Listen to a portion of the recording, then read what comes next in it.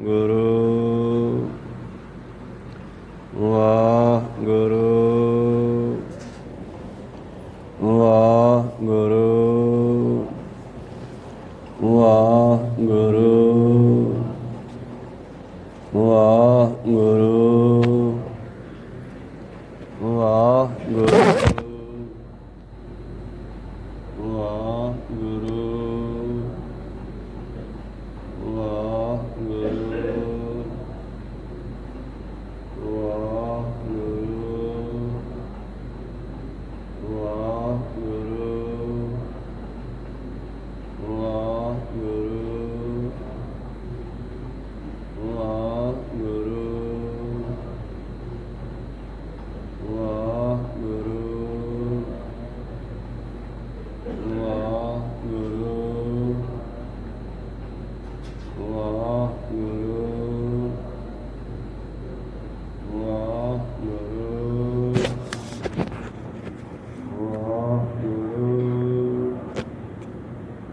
ਸਤਿਨਾਮ ਸ੍ਰੀ ਵਾਹਿਗੁਰੂ ਸਾਹਿਬ JIO. Satnam ਸ੍ਰੀ ਵਾਹਿਗੁਰੂ ਸਾਹਿਬ JIO. ਮੈਂ ਨਹੀਂ ਕਿਛੇ ਹੋ ਨਹੀਂ, ਕਿਛੇ ਆਹੇ ਨ ਮੋਰਾ। ਅਵਸਰ ਲੱਜਾ ਰੱਖ ਲੈ ਹੋ, ਸਦਨਾ ਜਨ ਤੋਰਾ।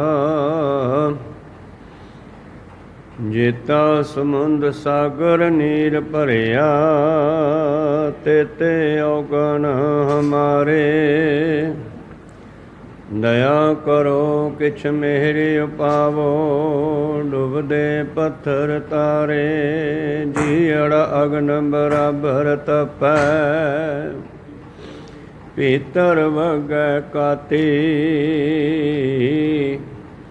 ਪ੍ਰਣਵਤ ਨਾਨਕ ਹੁਕਮ ਪਛਾਣੈ, ਸੁਖ ਹੋਵੈ ਦਿਨ ਰਾਤੀ। ਸਤਿਨਾਮ ਸ੍ਰੀ ਵਾਹਿਗੁਰੂ ਸਾਹਿਬ ਜੀਓ। ਸ਼ਲੋਕ ਮਹਲਾ ਪਹਿਲਾ। ਨਾਨਕ ਗੁਰ ਸੰਤੋਖ ਰੁਖ, ਧਰਮ ਫੁੱਲ ਫਲ ਗਿਆਨ। ਰਸ ਰਸਿਆ ਹਰਿਆ ਸਦਾ, ਪੱਕੈ ਕਰਮ ਧਿਆਨ। ਨਾਨਕ ਗੁਰ ਸੰਤੋਖ ਰੁਖ, ਧਰਮ ਫੁੱਲ ਫਲ ਗਿਆਨ। ਰਸ ਰਸਿਆ ਹਰਿਆ ਸਦਾ, ਪੱਕੇ ਕਰਮ ਧਿਆਨ। ਪਤ ਕੇ ਸਾਧ ਖਾਂਦਾ ਲਹੈ, ਦਾਨਾ ਕੈ ਸਿਰ ਦਾਨ। ਪਤ ਕੈ ਸਾਧ ਖਾਂਦਾ ਲਹੈ, ਦਾਨਾ ਕੈ ਸਿਰ ਦਾਨ। ਵਾਹਿਗੁਰੂ ਜੀ ਕਾ ਖਾਲਸਾ, ਵਾਹਿਗੁਰੂ ਜੀ ਕੀ ਫਤਿਹ। ਆਓ ਗੁਰੂ ਪਿਆਰੇ, ਗੁਰੂ ਸਵਾਰੇ, ਸਤਸੰਗੀ ਜਨੋ। ਰੋਜ਼ਾਨਾ ਦੀ ਤਰ੍ਹਾਂ ਪਾਤਸ਼ਾਹ ਜੀ ਕੀ ਅਪਾਰ ਕਿਰਪਾ ਬਖਸ਼ਿਸ਼ ਦਾ ਸਦਕਾ ਅੰਮ੍ਰਿਤ ਵੇਲੇ ਤੋਂ ਲੈ ਕਰਕੇ ਹੀ ਪਾਤਸ਼ਾਹ ਜੀ ਦੇ ਚਰਨਾਂ ਕਮਲਾਂ ਵਿਖੇ ਹਾਜ਼ਰੀਆਂ ਲਵਾ ਰਹੇ ਹੋ। ਆਓ ਪਵਿੱਤਰ ਲੜੀਵਾਰ ਇਤੇ ਗੁਰਬਾਣੀ ਦੀ ਵਿਚਾਰ ਨਾਲ ਜੁੜਨਾ ਕਰੀਏ ਜੀ। ਆਪ ਜੀ ਨੇ ਲੜੀਵਾਰ ਕਥਾ ਮੁਤਾਬਕ ਪਵਿੱਤਰ ਸ਼ਬਦ ਦਾ ਪਾਠ ਸਰਵਣ ਕੀਤਾ। ਧੰਨ ਧੰਨ ਸ੍ਰੀ ਗੁਰੂ ਨਾਨਕ ਦੇਵ ਮਹਾਰਾਜ ਜੀ ਦਾ ਉਚਾਰਨ ਕੀਤਾ ਹੋਇਆ ਇਹ ਸ਼ਬਦ, ਜਿਸ ਰਾਹੀਂ ਸਤਿਗੁਰੂ ਪਾਤਸ਼ਾਹ ਜੀ ਸਿੱਖ ਨੂੰ ਪਰਮੇਸ਼ਰ ਨਾਲ ਜੁੜਨ ਦਾ ਢੰਗ ਦੱਸਦੇ ਹਨ। ਸਿਮਰਨ ਦੀਆਂ ਬਖਸ਼ਿਸ਼ਾਂ, ਸਿਮਰਨ ਦੀਆਂ ਬਰਕਤਾਂ ਦੱਸਦੇ ਹਨ।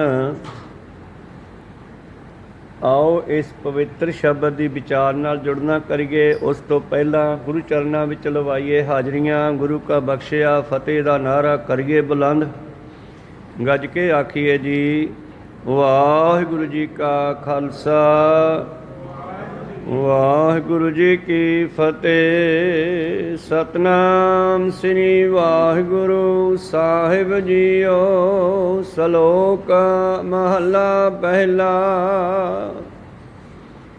ਨਾਨਕ ਗੁਰ ਸੰਤੋਖ ਰੁਖ, ਧਰਮ ਫੁੱਲ ਫਲ ਗਿਆਨ। ਧੰਨ ਧੰਨ ਸ੍ਰੀ ਗੁਰੂ ਨਾਨਕ ਦੇਵ ਮਹਾਰਾਜ ਜੀ ਬਖਸ਼ਿਸ਼ ਕਰਦੇ ਹਨ ਕਿ ਉਹ ਪਰਿਪੂਰਨ ਪਰਮੇਸ਼ਰ ਪਰਮਾਤਮਾ ਜੋ ਹੈ ਉਹ ਕਿਵੇਂ ਪ੍ਰਾਪਤ ਹੁੰਦਾ ਹੈ। ਜਿਸ ਤਰ੍ਹਾਂ ਕਿਸੇ ਰੁੱਖ ਤੋਂ ਅਸੀਂ ਕੋਈ ਫਲ ਪ੍ਰਾਪਤ ਕਰਨਾ ਹੈ, ਜੈਸਾ ਤੁਸੀਂ ਬੀਜ ਬੀਜੋਗੇ ਵੈਸਾ ਫਲ ਪ੍ਰਾਪਤ ਹੋ ਜਾਵੇਗਾ। ਇਹ ਹੁਣ ਤੁਹਾਡੀ ਤੇ ਡਿਪੈਂਡ ਕਰਦਾ ਹੈ ਕਿ ਤੁਸੀਂ ਕੀ ਚਾਹੁੰਦੇ ਹੋ। ਜੇ ਤੁਸੀਂ ਪਰਮੇਸ਼ਰ ਨੂੰ ਚਾਹੁੰਦੇ ਹੋ ਤੇ ਸੰਤੋਖ ਦਾ ਬੀਜ ਬੀਜਣਾ ਪੈਣਾ। ਸੰਤੋਖ ਤੋਂ ਪੈਦਾ ਹੁੰਦਾ ਇਹ ਨਾਮ ਰੂਪੀ ਸਿਮਰਨ ਭਜਨ ਦਾ ਦਰਖਤ ਰੁੱਖ। ਜਿਵੇਂ ਕੋਈ ਅੰਬ ਖਾਣੇ ਚਾਹੁੰਦਾ ਤੇ ਅੰਬ ਦੀ ਗੁਠਲੀ ਬੀਜੇ, ਅੰਗੂਰ ਖਾਣਾ ਚਾਹੁੰਦਾ ਤੇ ਅੰਗੂਰਾਂ ਦੀ ਵੇਲ ਲਾਵੇ। ਪਰ ਬਾਬਾ ਫਰੀਦ ਕਹਿੰਦਾ, ਭਲਿਆ ਜੇ ਤੂੰ ਕਿੱਕਰਾਂ ਦੇ ਬੀਜ ਬੀਜੇਗਾ ਫਿਰ ਅੰਗੂਰ ਥੋੜ੍ਹਾ ਲੱਗਣੇ ਆ। ਕਹੋ ਸਤਨਾਮ ਸੀ। ਫਰੀਦਾ ਲੋੜ ਹੈ ਦਾਖ ਬਜੌਰੀਆਂ, ਬਜੌਰ ਦੀਆਂ ਦਾਖਾਂ। ਇਹ ਅੰਗੂਰਾਂ ਤੋਂ ਅੱਗੇ ਜਾ ਕੇ ਦਾਖ ਬਣਦੀ ਆ। ਤੋ ਜੇ ਤੂੰ ਬਜੌਰ ਦੀਆਂ ਦਾਖਾਂ ਖਾਣੀਆਂ ਚਾਹੁੰਦਾ ਹੈ ਤੇ ਬੀਜ ਬੀਜਦਾ ਕਿੱਕਰਾਂ ਦੇ, ਤੇ ਫਿਰ ਕਿੱਕਰਾਂ ਨੂੰ ਦਾਖਾਂ ਤਾਂ ਨਹੀਂ ਲੱਗਣੀਆਂ। ਕਿੱਕਰਾਂ ਨੂੰ ਤਾਂ ਫਿਰ ਕੰਡੇ ਤੇ ਤੁੱਕੇ ਹੀ ਲੱਗਣੇ ਆ। ਕਿੱਕਰ ਦਾ ਜੇ ਬੀਜ ਦੇਖੀਏ ਤੇ ਬੜਾ ਕੋਮਲ ਹੈ, ਹੱਥ ਵਿੱਚ ਫੜ ਕੇ ਉਸ ਨੂੰ ਮਲੋ ਤੇ ਉਹ ਬੜਾ ਕੂਲਾ ਕੂਲਾ ਹੈ। ਪਰ ਜਦੋਂ ਉਗਰਦਾ ਹੈ ਤੇ ਫਿਰ ਉਹਦੇ ਵਿੱਚੋਂ ਨਿਰੇ ਕੰਡੇ ਹੀ ਨਿਕਲਦੇ ਆ। ਤੇ ਦਾਖ ਦਾ ਬੀਜ ਤੁਸੀਂ ਰਗੜ ਕੇ ਦੇਖੋ, ਬੜਾ ਖੁਰਦਰ ਹੈ। ਪਰ ਜਦ ਉਸ ਨੂੰ ਬੀਜੋਗੇ ਤੇ ਉਸ ਨੂੰ ਮਿੱਠੇ ਅੰਗੂਰ, ਮਿੱਠੀਆਂ ਦਾਖਾਂ ਲੱਗਦੀਆਂ। ਕਹੋ ਸਤਨਾਮ ਸ੍ਰੀ। ਸੋ ਗੁਰੂ ਪਿਆਰਿਓ, ਸਤਿਗੁਰੂ ਪਾਤਸ਼ਾਹ ਜੀ ਕਹਿੰਦੇ ਸੰਸਾਰ ਜਿਹੜਾ ਹੈ ਮਾਇਆ ਦੇ ਮਗਰ ਲੱਗਿਆ ਹੋਇਆ, ਪਰਮੇਸ਼ਰ ਦੇ ਚਰਨਾਂ ਤੋਂ ਵਿਛੜਿਆ ਹੋਇਆ। ਇਨ ਮਾਇਆ ਜਗਦੀਸ਼ ਗੁਸਾਈ ਤੁਮਰੇ ਚਰਨ ਵਿਸਾਰੇ। ਮਨੁੱਖ ਦੇ ਅੰਦਰ ਕੋਮਲਤਾ ਉਦੋਂ ਆਉਂਦੀ ਹੈ ਜਦੋਂ ਇਹ ਗੁਰੂ ਨਾਲ ਜੁੜਿਆ ਹੋਵੇ। ਤੇ ਜੇ ਮਨੁੱਖ ਦੇ ਅੰਦਰ ਕੋਮਲਤਾ ਹੀ ਨਹੀਂ ਤੇ ਸਮਝੋ ਇਹ ਕਰਮਕਾਂਡ ਹੈ, ਪਖੰਡ ਹੈ, ਜੁੜਿਆ ਹੀ ਨਹੀਂ ਅੰਦਰੋਂ। ਕੇਵਲ ਤੇ ਕੇਵਲ ਮਾਇਆ ਕਾਰਨ ਹੀ ਭੱਜ ਦੌੜ ਕਰ ਰਿਹਾ। ਇਨ ਮਾਇਆ ਜਗਦੀਸ਼ ਗੁਸਾਈ ਤੁਮਰੇ ਚਰਨ ਵਿਸਾਰੇ। ਔਰ ਇਸ ਮਾਇਆ ਨੇ ਮਨੁੱਖ ਨੂੰ ਪਰਮੇਸ਼ਰ ਦੇ ਚਰਨਾਂ ਤੋਂ ਦੂਰ ਕਰ ਛੱਡਿਆ। ਤਾਂ ਗੁਰੂ ਪਿਆਰਿਓ, ਇਸੇ ਤਰ੍ਹਾਂ ਹੀ ਜਿਹੜਾ ਪਰਮੇਸ਼ਰ ਹੈ, ਜੇ ਉਸ ਨੂੰ ਪ੍ਰਾਪਤ ਕਰਨਾ ਤੇ ਫਿਰ ਨਾਮ ਰੂਪੀ ਬੀਜ ਬੀਜਣਾ ਪੈਣਾ, ਜਿਸ ਨੂੰ ਗੁਰੂ ਪਿਆਰਿਓ ਅਸੀਂ ਸੰਤੋਖ ਦਾ ਪਾਣੀ ਲਾਵਾਂਗੇ, ਫਿਰ ਉਹਦੇ ਵਿੱਚੋਂ ਧਰਮ ਦਾ ਫੁੱਲ ਨਿਕਲੇਗਾ। ਅਸੀਂ ਧਰਮੀ ਕਹਾਉਂਦੇ ਹਾਂ ਕਿ ਅਸੀਂ ਬੜੇ ਧਰਮੀ ਹਾਂ, ਚਾਹੇ ਉਹ ਹਿੰਦੂ ਮਤ ਦੇ ਧਰਮ ਹੈ, ਚਾਹੇ ਮੁਸਲਮਾਨ ਮਤ ਹੈ, ਚਾਹੇ ਸਿੱਖ ਮਤ ਹੈ, ਚਾਹੇ ਈਸਾਈ ਮਤ ਹੈ, ਕੋਈ ਵੀ ਹੈ। ਬੰਦਾ ਕੇਵਲ ਤੇ ਕੇਵਲ ਬਾਹਰੀ ਵਿਖਾਵੇ ਦੇ ਕਾਰਨ ਹੀ ਆਪਣੇ ਆਪ ਨੂੰ ਧਰਮੀ ਸਮਝਣ ਲੱਗ ਜਾਂਦਾ ਹੈ। ਪਰ ਸਤਿਗੁਰਾਂ ਨੇ ਭੁਲੇਖਾ ਕੱਢ ਦਿੱਤਾ। ਸਰਬ ਧਰਮ ਹੈ ਸ਼੍ਰੇਸ਼ਟ ਧਰਮ, ਹਰ ਕੋ ਨਾਮ ਜਪ ਨਿਰਮਲ ਕਰਮ। ਚੰਗੇ ਕਰਮ ਕਰਨੇ ਤੇ ਹਰੀ ਦਾ ਨਾਮ ਜਪਣਾ, ਇਹ ਵੱਡਾ ਧਰਮ ਹੈ। ਤੇ ਜੇ ਤੂੰ ਇਸ ਨੂੰ ਪ੍ਰਾਪਤ ਕਰਨਾ ਚਾਹੁੰਦਾ ਹੈ ਤੇ ਫਿਰ ਪਹਿਲਾਂ ਪਰਮੇਸ਼ਰ ਦੇ ਨਾਮ ਨੂੰ ਲੈ ਕਰਕੇ ਜਪਨਾ ਕਰ, ਸਿਮਰਨ ਕਰ। ਫਿਰ ਉਸ ਦੇ ਵਿੱਚੋਂ ਜਿਹੜਾ ਹੈ ਤੈਨੂੰ ਧਰਮ ਦਾ ਫਲ ਪ੍ਰਾਪਤ ਹੋ ਸਕਦਾ। ਤੂੰ ਅਸਲੀ ਧਰਮੀ ਹੋ ਸਕਦਾ। ਧਰਮੀ ਹੋਣਾ ਕੋਈ ਸੌਖੀ ਜੀ ਗੱਲ ਨਹੀਂ ਹੈ, ਬਹੁਤ ਔਖਾ ਹੈ। ਪਾਤਸ਼ਾਹ ਜੀ ਕਹਿੰਦੇ, ਪਾਠ ਪੜ੍ਹਿਓ ਅਰ ਵੇਦ ਵਿਚਾਰਿਓ, ਨਿਵਲ ਭੁਜੰਗਮ ਸਾਧੇ। ਪੰਜ ਜਨਾ ਸਿਓ ਸੰਗ ਨ ਛੁਟਕੇ, ਅਦਕ ਅਹਮ ਬੁਧ ਬਾਧੇ। ਪਿਆਰੇ ਇਨ ਬਿਦ ਮਿਲਨ ਨ ਜਾਈ, ਮੈਂ ਕੀਏ ਕਰਮ ਅਨੇਕਾ। ਹਾਰ ਪਰਿਓ ਸੁਆਮੀ ਕੈ ਦੁਆਰੈ, ਦੀਜੈ ਬੁੱਧ ਵਿਵੇਕਾ। ਹਾਰ ਕੇ ਗੁਰੂ ਕੋਲੇ ਆ ਕੇ ਪੁੱਛਿਆ ਕਿ ਮਹਾਰਾਜ ਦੱਸੋ ਮੈਂ ਕੀ ਕਰਾਂ, ਮੈਨੂੰ ਤਾਂ ਅਕਲ ਹੀ ਨਹੀਂ। ਮੈਂ ਤਾਂ ਬੜੇ ਪਾਠ ਕਰਦਾ, ਬੜੀ ਆਪਣੇ ਆਪ ਨੂੰ ਦਿਖਾਉਂਦਾ ਹਾਂ ਕਿ ਮੈਂ ਬੜੀ ਸੇਵਾ ਕਰਦਾ ਹਾਂ, ਪਰ ਇਹ ਪੰਜ ਵਿਕਾਰ ਜਿਹੜਾ ਕ੍ਰੋਧ ਹੈ, ਕਾਮ ਹੈ, ਲੋਭ ਹੈ, ਇਹ ਮੇਰਾ ਪਿੱਛਾ ਕਿਉਂ ਨਹੀਂ ਛੱਡਦੇ। इन्हां तो मेरा खैड़ा क्यों नहीं छुटदा, किरपा करके दसो मैं की करां।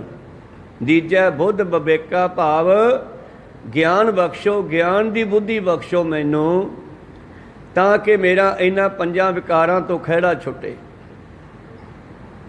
ਤਾਂ ਗੁਰੂ ਪਿਆਰਿਓ, ਸਤਿਗੁਰੂ ਪਾਤਸ਼ਾਹ ਜੀ ਕਹਿੰਦੇ ਜਿੰਨਾ ਚਿਰ ਇਹ ਮਨੁੱਖ ਉਸ ਪਰਿਪੂਰਨ ਪਰਮੇਸ਼ਰ ਪਰਮਾਤਮਾ ਦੇ ਨਾਮ ਨਾਲ ਨਹੀਂ ਜੁੜਦਾ,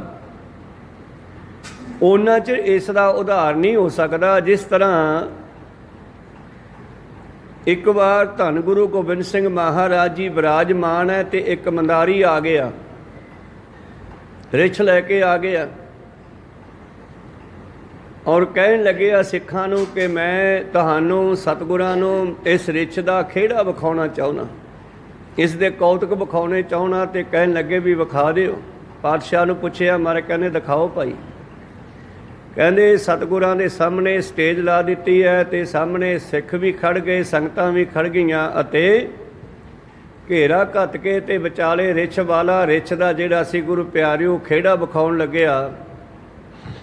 ਹੁਣ ਸਤਿਗੁਰਾਂ ਦੇ ਪਿੱਛੇ ਇੱਕ ਸਿੱਖ ਹੈ ਜਿਸ ਦਾ ਨਾਮ ਹੈ ਭਾਈ ਕੀਰਤੀਆ, ਉਹ ਚੌਰ ਸਾਹਿਬ ਕਰ ਰਿਹਾ ਹੈ ਤੇ ਨਾਲੇ ਬੜਾ ਹੱਸ ਰਿਹਾ ਉਹਦੇ ਕੌਤਕ ਦੇਖ ਕੇ। ਜਦੋਂ ਕਾਫੀ ਸਮਾਂ ਉਹ ਬੜਾ ਹੱਸਿਆ ਉੱਚੀ ਉੱਚੀ, ਧੰਨ ਗੁਰੂ ਗੋਬਿੰਦ ਸਿੰਘ ਜੀ ਕਹਿੰਦੇ ਕੀਰਤੀਆ ਬੜਾ ਹੱਸਦਾ। ਹਾਂ ਮਹਾਰਾਜ ਇਹ ਕੌਤਕੀ ਅਨੋਖੇ ਹੈ ਇਹਦੇ, ਤੈਨੂੰ ਪਤਾ ਇਹ ਕੌਣ ਹੈ? ਕਹਿੰਦਾ ਜੀ ਮੈਨੂੰ ਕੀ ਪਤਾ ਕੌਣ ਹੈ ਇਹ। ਕਹਿੰਦੇ ਤੇਰਾ ਬਾਪ ਹੈ। ਕਹੋ ਸਤਨਾਮ ਸ੍ਰੀ। ਮੇਰਾ ਬਾਪ ਤੁਹਾਡੇ ਘਰ ਦੇ ਵਿੱਚ ਸੇਵਾ ਕਰਕੇ, ਲੰਗਰ ਦੀ ਸੇਵਾ ਕਰਕੇ, ਹੋਰ ਅਨੇਕਾਂ ਤਰ੍ਹਾਂ ਦੀਆਂ ਸੇਵਾਵਾਂ ਕਰਕੇ ਤੇ ਇਹ ਰਿਛ ਕਿਉਂ ਬਣ ਗਿਆ ਫਿਰ ਮਹਾਰਾਜ? ਕਹਿੰਦੇ ਇਹ ਇਹਦਾ ਕਰਮ ਹੈ, ਇਹ ਇਹਦੀ ਬੋਲ ਬਾਣੀ, ਇਹਦਾ ਮਾੜਾ ਸੁਭਾਅ ਸੀਗਾ ਜਿਸ ਕਾਰਨ ਇਹ ਰਿਛ ਦੀ ਜੂਨ 'ਚ ਪੈ ਗਿਆ। ਹੁਣ ਰਿਛ ਦਾ ਖੇੜਾ ਤਾਂ ਰੁਕ ਗਿਆ ਤੇ ਸੰਗਤਾਂ ਦੇ ਕੰਨ ਸਤਿਗੁਰਾਂ ਦੇ ਬਚਨ ਵੱਲ ਹੋ ਗਏ ਤੇ ਸਾਰੇ ਪੁੱਛਣ ਲੱਗੇ ਮਹਾਰਾਜ ਇਹਦਾ ਕਾਰਨ ਦੱਸੋ। ਕਹਿੰਦੇ ਕਾਰਨ ਕੀ ਦੱਸੀਏ, ਸੰਗਤਾਂ ਨੂੰ ਭੱਜ ਭੱਜ ਪੈਂਦਾ ਸੀ, ਵੱਢ ਖਾਣਿਆਂ ਵਾਂਗੂ ਪੈਂਦਾ ਸੀ।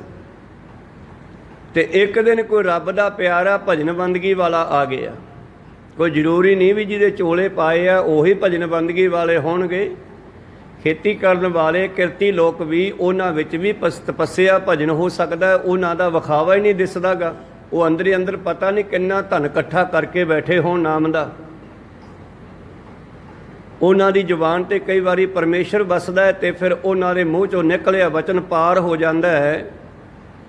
ਤੇ ਗੁਰੂ ਪਿਆਰਿਓ ਸਤਿਗੁਰੂ ਪਾਤਸ਼ਾਹ ਜੀ ਕਹਿਣ ਲੱਗੇ ਇਹ ਗੱਡਿਆਂ ਵਾਲਾ ਜਿਹੜਾ ਭਾਰ ਢੋਂਦਾ ਸੀਗਾ, ਗੁਰੂ ਘਰ ਦੇ ਕੋਲੋਂ ਜਾ ਰਿਹਾ ਸੀ, ਗੁਜ਼ਰ ਰਿਹਾ ਸੀ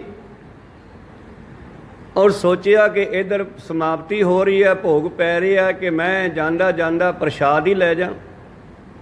ਉਹ ਤੁਰਦੇ ਤੁਰਦੇ ਗੱਡੀਆਂ ਨੂੰ ਛੱਡ ਕੇ ਤੇ ਭੱਜ ਕੇ ਆ ਗਿਆ। ਹੁਣ ਗੱਡੇ ਚੱਲ ਰਹੇ ਆ, ਰੇਤਾ ਉੱਡਦਾ, ਕੱਚੇ ਰਸਤੇ ਹੁੰਦੇ ਸੀ ਉਹਨਾਂ ਸਮਿਆਂ 'ਚ। ਬਲਦਾਂ ਦੇ ਪੈਰਾਂ ਨਾਲ, ਗੱਡਿਆਂ ਦੇ ਟਾਇਰਾਂ ਨਾਲ ਰੇਤਾ ਉੱਡਦਾ ਹੈ ਤੇ ਗੁਰੂ ਪਿਆਰਿਓ ਉਹ ਰੇਤਾ ਉੱਡ ਉੱਡ ਕੇ ਇਸ ਦੇ ਮੂੰਹ 'ਤੇ, ਕੱਪੜਿਆਂ 'ਤੇ ਪਿਆ ਹੋਇਆ, ਦਾੜੇ 'ਤੇ ਰੇਤਾ ਖੜ ਜਾਂਦਾ ਹੈ। ਤਾਂ ਇਹ ਗੁਰੂ ਪਿਆਰਿਓ ਭੱਜ ਕੇ ਆਇਆ ਤੇ ਕਹਿਣ ਲੱਗਿਆ ਮੈਨੂੰ ਵੀ ਪ੍ਰਸ਼ਾਦ ਦੇ ਦਿਓ। ਉਸ ਵੇਲੇ ਪ੍ਰਸ਼ਾਦ ਵੰਡਣਾ ਸ਼ੁਰੂ ਹੋ ਗਿਆ ਸੀ।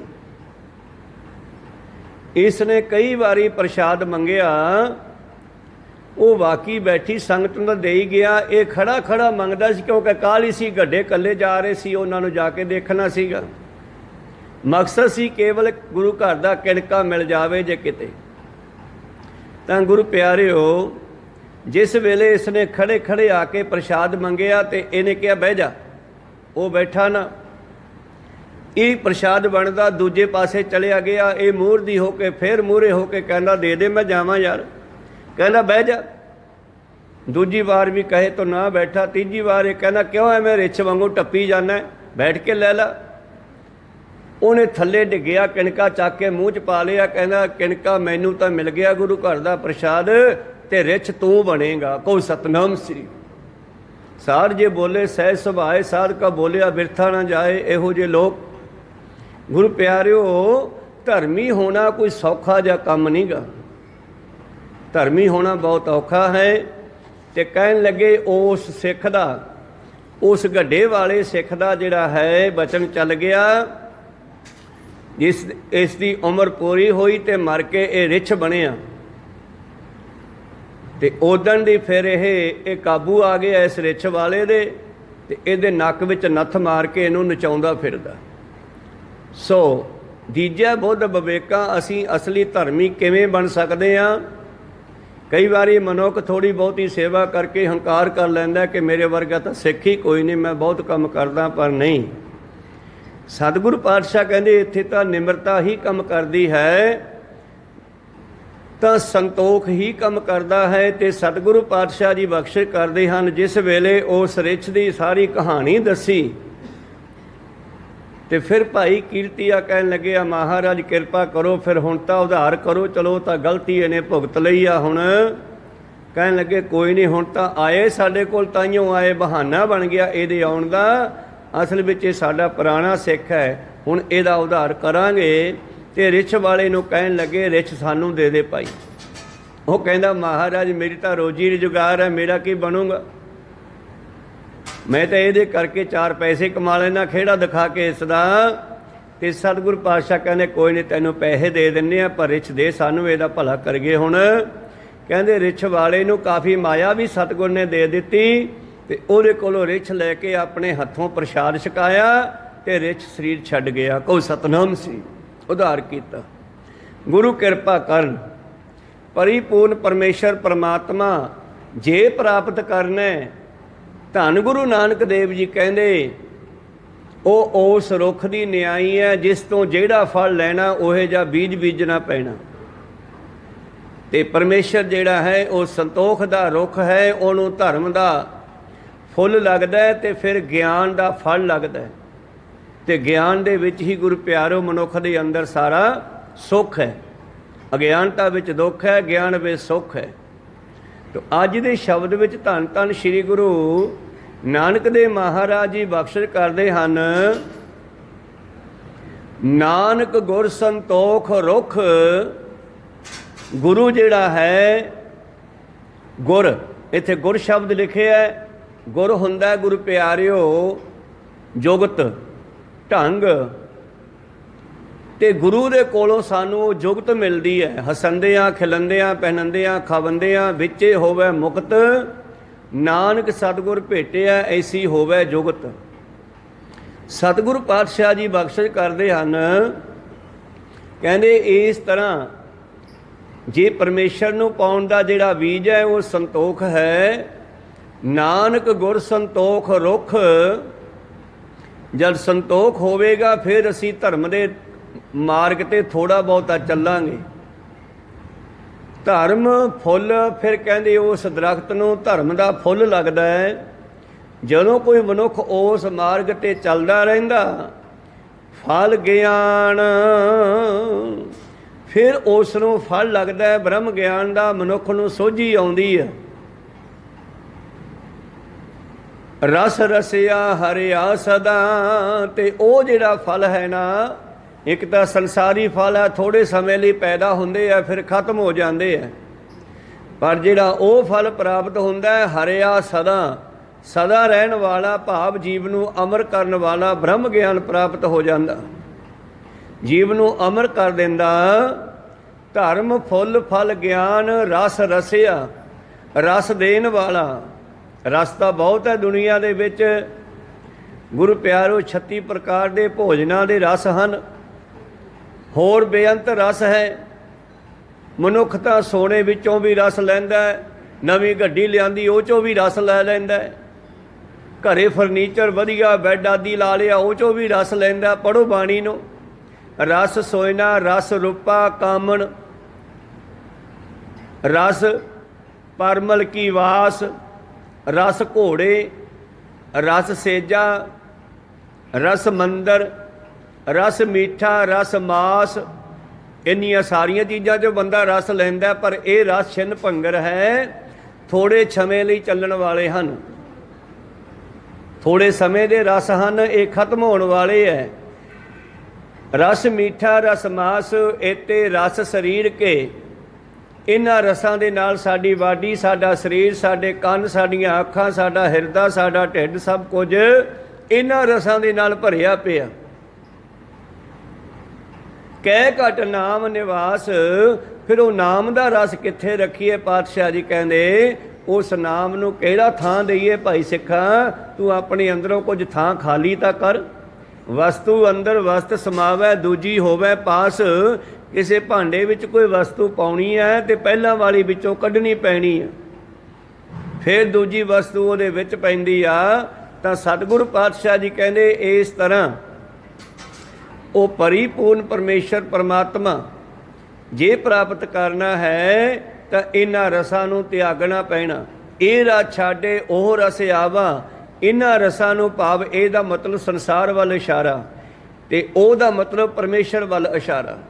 संसार दे रसां नूं छड्ड के जद परमेश्वर दे रसां नूं प्राप्त करेगा, कदों ਇਹ रस छाडे ओह रस आवा, ओह रस पिया ਇਹ रस नहीं भावा। ਤੇ ਜਿੱਦਣ ਉਹ ਰਸ ਮਿਲ ਗਿਆ ਫਿਰ ਸੰਸਾਰ ਦੇ ਰਸ ਚੰਗੇ ਨਹੀਂ ਲੱਗਣੇ। ਬਾਬਾ ਫਰੀਦ ਦਾ ਬਚਪਨ ਸ਼ੱਕਰ ਨੂੰ ਬੜਾ ਸਵਾਦ ਸਮਝਦੇ ਆ। ਸ਼ੱਕਰ ਦੇ ਕਾਰਨ ਨਵਾਜ਼ ਆਰੰਭ ਕੀਤੀ, ਫਿਰ ਨਵਾਜ਼ ਕਰਨ ਦਾ ਸੁਭਾਅ ਪੱਕ ਗਿਆ, ਆਦਤ ਬਣ ਗਈ, ਨਵਾਜ਼ ਕਰਦੇ ਰਹੇ। ਅਖੀਰ ਇੱਕ ਦਿਨ ਉਹਨਾਂ ਨੂੰ ਪਰਮੇਸ਼ਰ ਦੀ ਪ੍ਰਾਪਤੀ ਹੋਈ, ਨਾਮ ਦਾ ਰਸ ਆਇਆ ਤੇ ਫਿਰ ਨੱਚ ਉੱਠੇ, ਖੁਸ਼ ਹੋ ਗਏ, ਕਹਿ ਉੱਠੇ कि जाओ फरीदा, वो तो रस कुछ भी नहीं सीगा, आता रस उदों भी स्वाद है। शक्कर खंड निवात गुड़, माखियो मांझा दुध, ये सारे रस हैं। शक्कर मिठा, खंड निवात मिश्री, मांझा अंब, दुध गुड़ आदि ये सब बहुत मिठे आ, पर नाम तो थले है।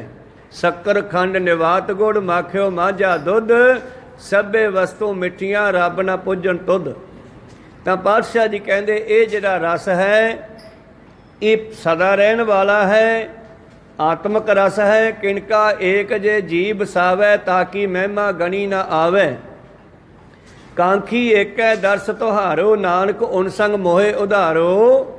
महाराज किरपा करो जिहड़े तेरे मिलन की इच्छा रखते आ, इच्छावान चाहवान, मैनू उन्हां दी संगत बख्शो ਤੇ ਮੇਰਾ ਵੀ ਉਧਾਰ ਹੋ ਜਾਵੇ। ਮੇਰੇ ਪ੍ਰੀਤਮ ਜੀ ਕਹਿੰਦੇ ਉਹ ਪਰਿਪੂਰਨ ਪਰਮੇਸ਼ਰ ਕੈਸਾ ਹੈ, ਉਸ ਦਾ ਨਾਮ ਦਾ ਰਸ, ਰਸ ਰਸਿਆ ਹਰਿਆ ਸਦਾ, ਉਹ ਰਸਦਾਇਕ ਹੈ। ਤੇ ਜਿਹਨੂੰ ਉਹ ਮਿਲ ਗਿਆ ਉਹਦੀ ਜ਼ਿੰਦਗੀ ਵਿੱਚ ਵੀ ਰਸ ਬਣ ਜਾਂਦਾ। ਰਸ ਰਸਿਆ ਹਰਿਆ ਸਦਾ, ਪੱਕੇ ਕਰਮ ਧਿਆਨ, ਪਰ ਇਸ ਫਲ ਨੂੰ ਪਕਾਉਣ ਵਾਸਤੇ ਧਿਆਨ ਦੀ ਲੋੜ ਹੈ। ਫਲ ਪਕਾਉਂਦੇ ਆ ਨਾ, ਕੇਲਿਆਂ ਨੂੰ ਬਰਫ਼ ਵਿੱਚ ਰੱਖ ਕੇ ਪਕਾਉਂਦੇ ਆ, ਇਸੇ ਤਰ੍ਹਾਂ ਕਈ ਫਲਾਂ ਨੂੰ ਬਾਅਦ 'ਚ ਪਕਾਉਣਾ ਪੈਂਦਾ ਤੋੜ ਕੇ ਪੌਦੇ ਨਾਲੋਂ। ਤੇ ਗੁਰੂ ਪਿਆਰਿਓ ਇਸੇ ਤਰ੍ਹਾਂ ਇਹ ਜਿਹੜਾ ਫਲ ਹੈ ਇਹ ਵੀ ਪਕਾਉਣਾ ਪੈਂਦਾ, ਪਰ ਇਹਨੂੰ ਜੋੜ ਕੇ ਪਕਾਉਣਾ ਪੈਂਦਾ, ਉਹਨੂੰ ਤੋੜ ਕੇ ਪਕਾਉਣਾ ਪੈਂਦਾ। ਕੋਈ ਸਤਨਾਮ ਸ੍ਰੀ। ਉਹ ਜਿਹੜੇ ਫਲ ਹਨ ਕੱਚੇ ਕੇਲੇ ਤੋੜੇ ਜਾਂਦੇ ਆ, ਸਟੋਰ ਵਿੱਚ ਰੱਖੇ ਜਾਂਦੇ ਆ, ਉੱਤੇ ਬਰਫ਼ ਰੱਖੀ ਜਾਂਦੀ ਹੈ, ਠੰਡ ਕੀਤੀ ਜਾਂਦੀ ਹੈ, ਤੇ ਫਿਰ ਉਹ ਪੀਲੇ ਹੁੰਦੇ ਆ, ਪੱਕਦੇ ਆ। ਨਾਮ ਦਾ ਰਸ ਜੋੜ ਕੇ ਪਕਾਇਆ ਜਾਂਦਾ ਹੈ। ਦੂਸਰੇ ਫਲ ਜਿਹੜੇ ਆ ਉਹ ਤੋੜ ਕੇ ਪਕਾਏ ਜਾਂਦੇ ਆ। ਕਈ ਤੋੜ ਕੇ ਪੱਕਦੇ ਆ, ਕਈ ਦਰਖਤ ਦੇ ਨਾਲ ਲੱਗੇ ਹੋਏ ਪੱਕਦੇ ਆ। ਖੈਰ, ਤਾਂ ਕਿਵੇਂ ਪੱਕਦਾ ਇਹ ਰਸ, ਇਹ ਫਲ ਕਿਵੇਂ ਪੱਕਦਾ ਹੈ? ਪੱਕਾ ਕਰਮ ਧਿਆਨ। ਸਰਬ ਧਰਮ ਹੈ ਸ਼੍ਰੇਸ਼ਟ ਧਰਮ, ਹਰ ਕੋ ਨਾਮ ਜਪ ਨਿਰਮਲ ਕਰਮ। ਕਰਮ ਧਿਆਨ ਦੋ ਚੀਜ਼ਾਂ ਦੇ ਨਾਲ ਚੰਗੇ ਕਰਮ ਕਰੋ ਤੇ ਧਿਆਨ ਪਰਮੇਸ਼ਰ ਨਾਲ ਜੋੜ ਕੇ ਇਹ ਜਿਹੜਾ ਨਾਮ ਦਾ ਫਲ ਹੈ ਪੱਕਦਾ ਹੈ। ਲੱਗੇ ਰਹਿਣਾ ਪੈਂਦਾ। ਸਾਡੀ ਟੁੱਟ ਗਈ ਆ ਪਰਮੇਸ਼ਰ ਦੇ ਨਾਲੋਂ, ਜਾਂ ਤਿਸ ਭਾਣਾ ਤਾਂ ਜੰਮਿਆ, ਪਰਿਵਾਰ ਭਲਾ ਭਾਇਆ, ਲਿਵ ਛੁੜਕੀ ਲੱਗੀ, ਤ੍ਰਿਸ਼ਨਾ ਮਾਇਆ ਅਮਰ ਵਰਤਾਇਆ। ਉਦੋਂ ਸਾਡੀ ਟੁੱਟ ਗਈ ਲਿਵ, ਤੇ ਦੁਬਾਰਾ ਫਿਰ ਗੁਰੂ ਜੋੜਦਾ, ਤੇ ਫਿਰ ਜੋੜਨ ਤੋਂ ਬਾਅਦ ਗੁਰੂ ਕਹਿੰਦਾ ਲੈ ਹੁਣ ਇਹਨੂੰ ਜੋੜ ਕੇ ਰੱਖੀ, ਤੋੜ ਨਾ ਲਈ, ਹੁਣ ਦੁਬਾਰਾ ਇਹਨੂੰ ਜੋੜ ਕੇ ਰੱਖੀ। ਤੇ ਤੋੜਿਆ ਕਿਹਨੇ? ਇਨ ਮਾਇਆ ਜਗਦੀਸ਼ ਗੁਸਾਈ, ਤੁਮਰੇ ਚਰਨ ਵਿਸਾਰੇ। ਇਸ ਮਾਇਆ ਨੇ ਸਾਡੀ ਸੁਰਤੀ ਬਿਰਤੀ ਨੂੰ ਅੰਦਰੋਂ ਬਾਹਰ ਕੱਢ ਦਿੱਤਾ, ਸੰਸਾਰ ਵਿੱਚ ਫੈਲ ਗਈ ਤੇ ਪਰਮੇਸ਼ਰ ਵਿਸਰ ਗਿਆ ਸਾਨੂੰ। ਇਸ ਕਰਕੇ ਪੱਕਾ ਕਰਮ ਧਿਆਨ, ਧਿਆਨ ਦਾ ਕਰਮ ਕਰਿਆ ਇਹ ਪੱਕਦਾ ਹੈ। ਧੁਨ ਮੈਂ ਧਿਆਨ, ਧਿਆਨ ਮੈਂ ਜਾਣਿਆ। ਕੀ ਜਾਣਿਆ? ਇਹ ਤਾਂ ਜਿਹਨੇ ਜਾਣਿਆ ਉਸੇ ਨੂੰ ਪਤਾ ਹੈ, ਕਿਉਂਕਿ ਅੱਗੇ ਲਿਖਤਾ ਗੁਰਮੁਖ ਅਕਥ ਕਹਾਣੀ। ਇਹ ਕਹਾਣੀ ਕਹਿਣ ਤੋਂ ਬਾਹਰ ਹੈ, ਤਾਂ ਜਿਹਨੇ ਜਾਣਿਆ ਉਸੇ ਨੂੰ ਪਤਾ। ਕਹੋ ਸਤਨਾਮ ਸ੍ਰੀ। ਕਿਉਂਕਿ ਕੋਈ ਗੁੜ ਖਾ ਲਵੇ ਤੇ ਅਸੀਂ ਉਹਨੂੰ ਪੁੱਛੀਏ ਵੀ ਕੀ ਖਾਧਾ, ਕਹਿੰਦੇ ਗੁੜ, ਕਹਿੰਦੇ ਕਿਹੋ ਜਿਹਾ, ਉਹ ਕਹਿੰਦਾ ਮਿੱਠਾ। ਹੁਣ ਮਿੱਠੇ ਤੋਂ ਗਾਹਾਂ ਕੋਈ ਸ਼ਬਦ ਨਹੀਂ ਹੈਗਾ। ਕਹੋ ਸਤਨਾਮ ਸ੍ਰੀ। ਜੇ ਕੋਈ ਬਿਨਾਂ ਖਾਧਿਆਂ ਹੀ ਪੁੱਛੇ ਵੀ ਗੁੜ ਦਾ ਸਵਾਦ ਦੱਸ ਦੇ, ਤਾਂ ਉਹਨੂੰ ਇਹੀ ਕਹਿਣਾ ਪੈਂਦਾ ਵੀ ਤੂੰ ਆਪ ਖਾ ਕੇ ਵੇਖ, ਵੀ ਮੈਂ ਦੱਸ ਨਹੀਂ ਸਕਦਾ ਇਦੋਂ ਗਾਹਾਂ। ਕਹੋ ਕਬੀਰ ਗੂੰਗੇ ਗੁੜ ਖਾਇਆ, ਪੁੱਛੇ ਤੇ ਕਿਆ ਕਹੀਏ। ਚਲੋ ਗੂੰਗਾ ਤਾਂ ਸ਼ਬਦ ਵੀ ਨਹੀਂ ਕਹਿ ਸਕਦਾ ਗੁੜ ਦਾ, ਪਰ ਬੋਲਣ ਵਾਲਾ ਮਿੱਠੇ ਤੋਂ ਅੱਗੇ ਕੋਈ ਸ਼ਬਦ ਨਹੀਂ ਹੈ ਦੱਸਣ ਵਾਸਤੇ ਬਈ ਮਿੱਠਾ ਕੀ ਆ।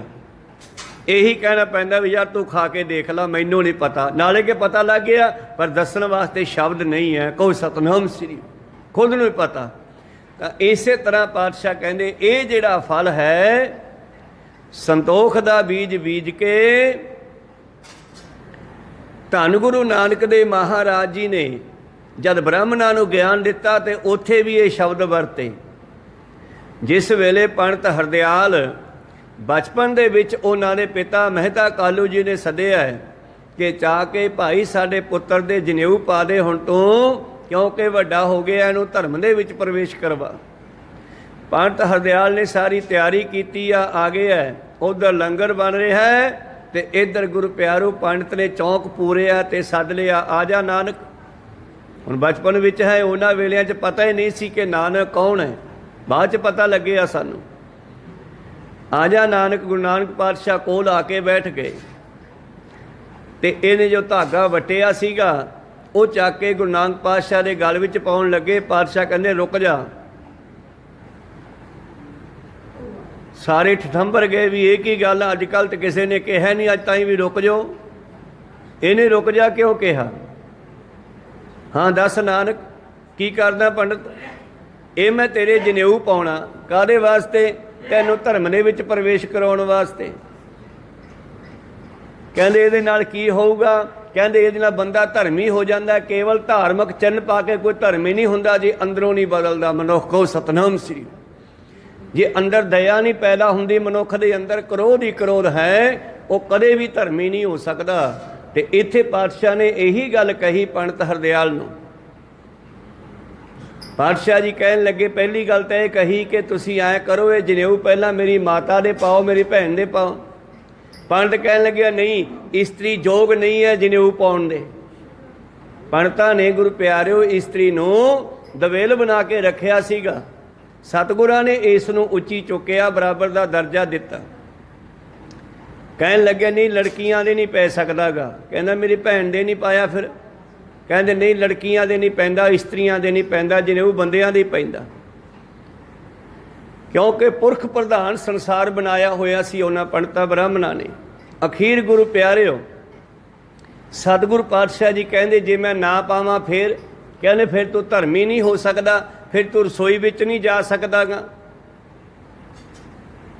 ਸਤਿਗੁਰੂ ਪਾਤਸ਼ਾਹ ਕਹਿੰਦੇ ਚੱਲ ਜੇ ਮੈਂ ਪਾ ਲਵਾਂ ਤੇ ਪਾਉਣ ਤੋਂ ਬਾਅਦ ਮੈਂ ਪੁੱਠੇ ਕੰਮ ਵੀ ਨਾ ਛੱਡਾਂ ਕਿ ਫਿਰ ਵੀ ਧਰਮੀ ਵੱਜੂ।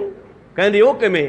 ਕਹਿੰਦੇ ਲੱਖ ਚੋਰੀਆਂ, ਲੱਖ ਜਾਰੀਆਂ, ਲੱਖ ਕੂੜੀਆਂ, ਲੱਖ ਗਾਲ, ਲੱਖ ਠੱਗੀਆਂ ਪਹਿਨਾਮੀਆਂ, ਰਾਤ ਦਿਨ ਜੀ ਨਾਲ ਇਹ ਸਾਰੇ ਕੰਮ ਕਰਦਾ ਰਹਾਂਗਾ। ਕਿਸੇ ਨੂੰ ਜਵਾਬ ਨਹੀਂ ਆਇਆ। ਕਹੋ ਸਤਨਾਮ ਸ੍ਰੀ। ਜਵਾਬ ਕਿੱਥੋਂ ਆਵੇ? ਜੇ ਬੰਦਾ ਧਰਮੀ ਹੋ ਕੇ ਨਾਲ ਇਹ ਪੁੱਠੇ ਸਿੱਧੇ ਕੰਮ ਵੀ ਕਰਦਾ ਹੈ ਫਿਰ ਉਹ ਕਦੇ ਵੀ ਧਰਮੀ ਨਹੀਂ ਹੋ ਸਕਦਾ। ਬਾਣੀ ਕਹਿੰਦੀ ਆ, ਗੁਰੂ ਪਾਤਸ਼ਾਹ ਕਹਿੰਦੇ ਆ, ਲੱਖ ਚੋਰੀਆਂ, ਲੱਖ ਜਾਰੀਆਂ, ਲੱਖ ਕੂੜੀਆਂ, ਲੱਖ ਗਾਲ, ਲੱਖ ਠੱਗੀਆਂ ਪਹਿਨਾਮੀਆਂ, ਰਾਤ ਦਿਨ ਜੀ ਨਾਲ, ਤੱਗ ਕਪਾਹੋਂ ਕੱਤੀਐ, ਵਾਹਮਣ ਵਟੇ ਆਏ, ਕੋਹੇ ਬੱਕਰਾ ਰਿੰਨ ਖਾਇਆ। ਤੇ ਉਧਰ ਕਹਿੰਦੇ ਦਇਆ ਦਾ ਕੰਮ ਹੈ ਕੋਈ, ਇਹ ਧਰਮ ਦਾ ਕੰਮ ਹੈ। ਉਧਰ ਕਹਿੰਦੇ ਬੱਕਰੇ ਵੱਢੀ ਜਾਂਦੇ ਹੋ। ਕਹੋ ਸਤਨਾਮ। ਕਿਉਂਕਿ ਬ੍ਰਾਹਮਣਾਂ ਨੇ ਰੀਤੀਆਂ ਹੀ ਐਸਾ ਬਣਾਈਆਂ ਹੋਈਆਂ ਸਨ ਉਹਨਾਂ ਸਮਿਆਂ ਦੀਆਂ। ਕੋਹੇ ਬੱਕਰਾ ਰਿੰਨ ਖਾਇਆ, ਸਭ ਕੋ ਆਖੇ ਪਾਏ। ਉਸ ਪੰਡਤ ਹਰਦਿਆਲ ਤੋਂ ਬਾਅਦ ਦੂਜੇ ਪੰਡਤ ਵੀ ਕਹਿੰਦੇ ਇਹ ਕੋਈ ਨਵੀਂ ਰੀਤ ਥੋੜ੍ਹਾ ਹੀ ਆ, ਇਹ ਤਾਂ ਪੁਰਾਤਨ ਰੀਤ ਆ।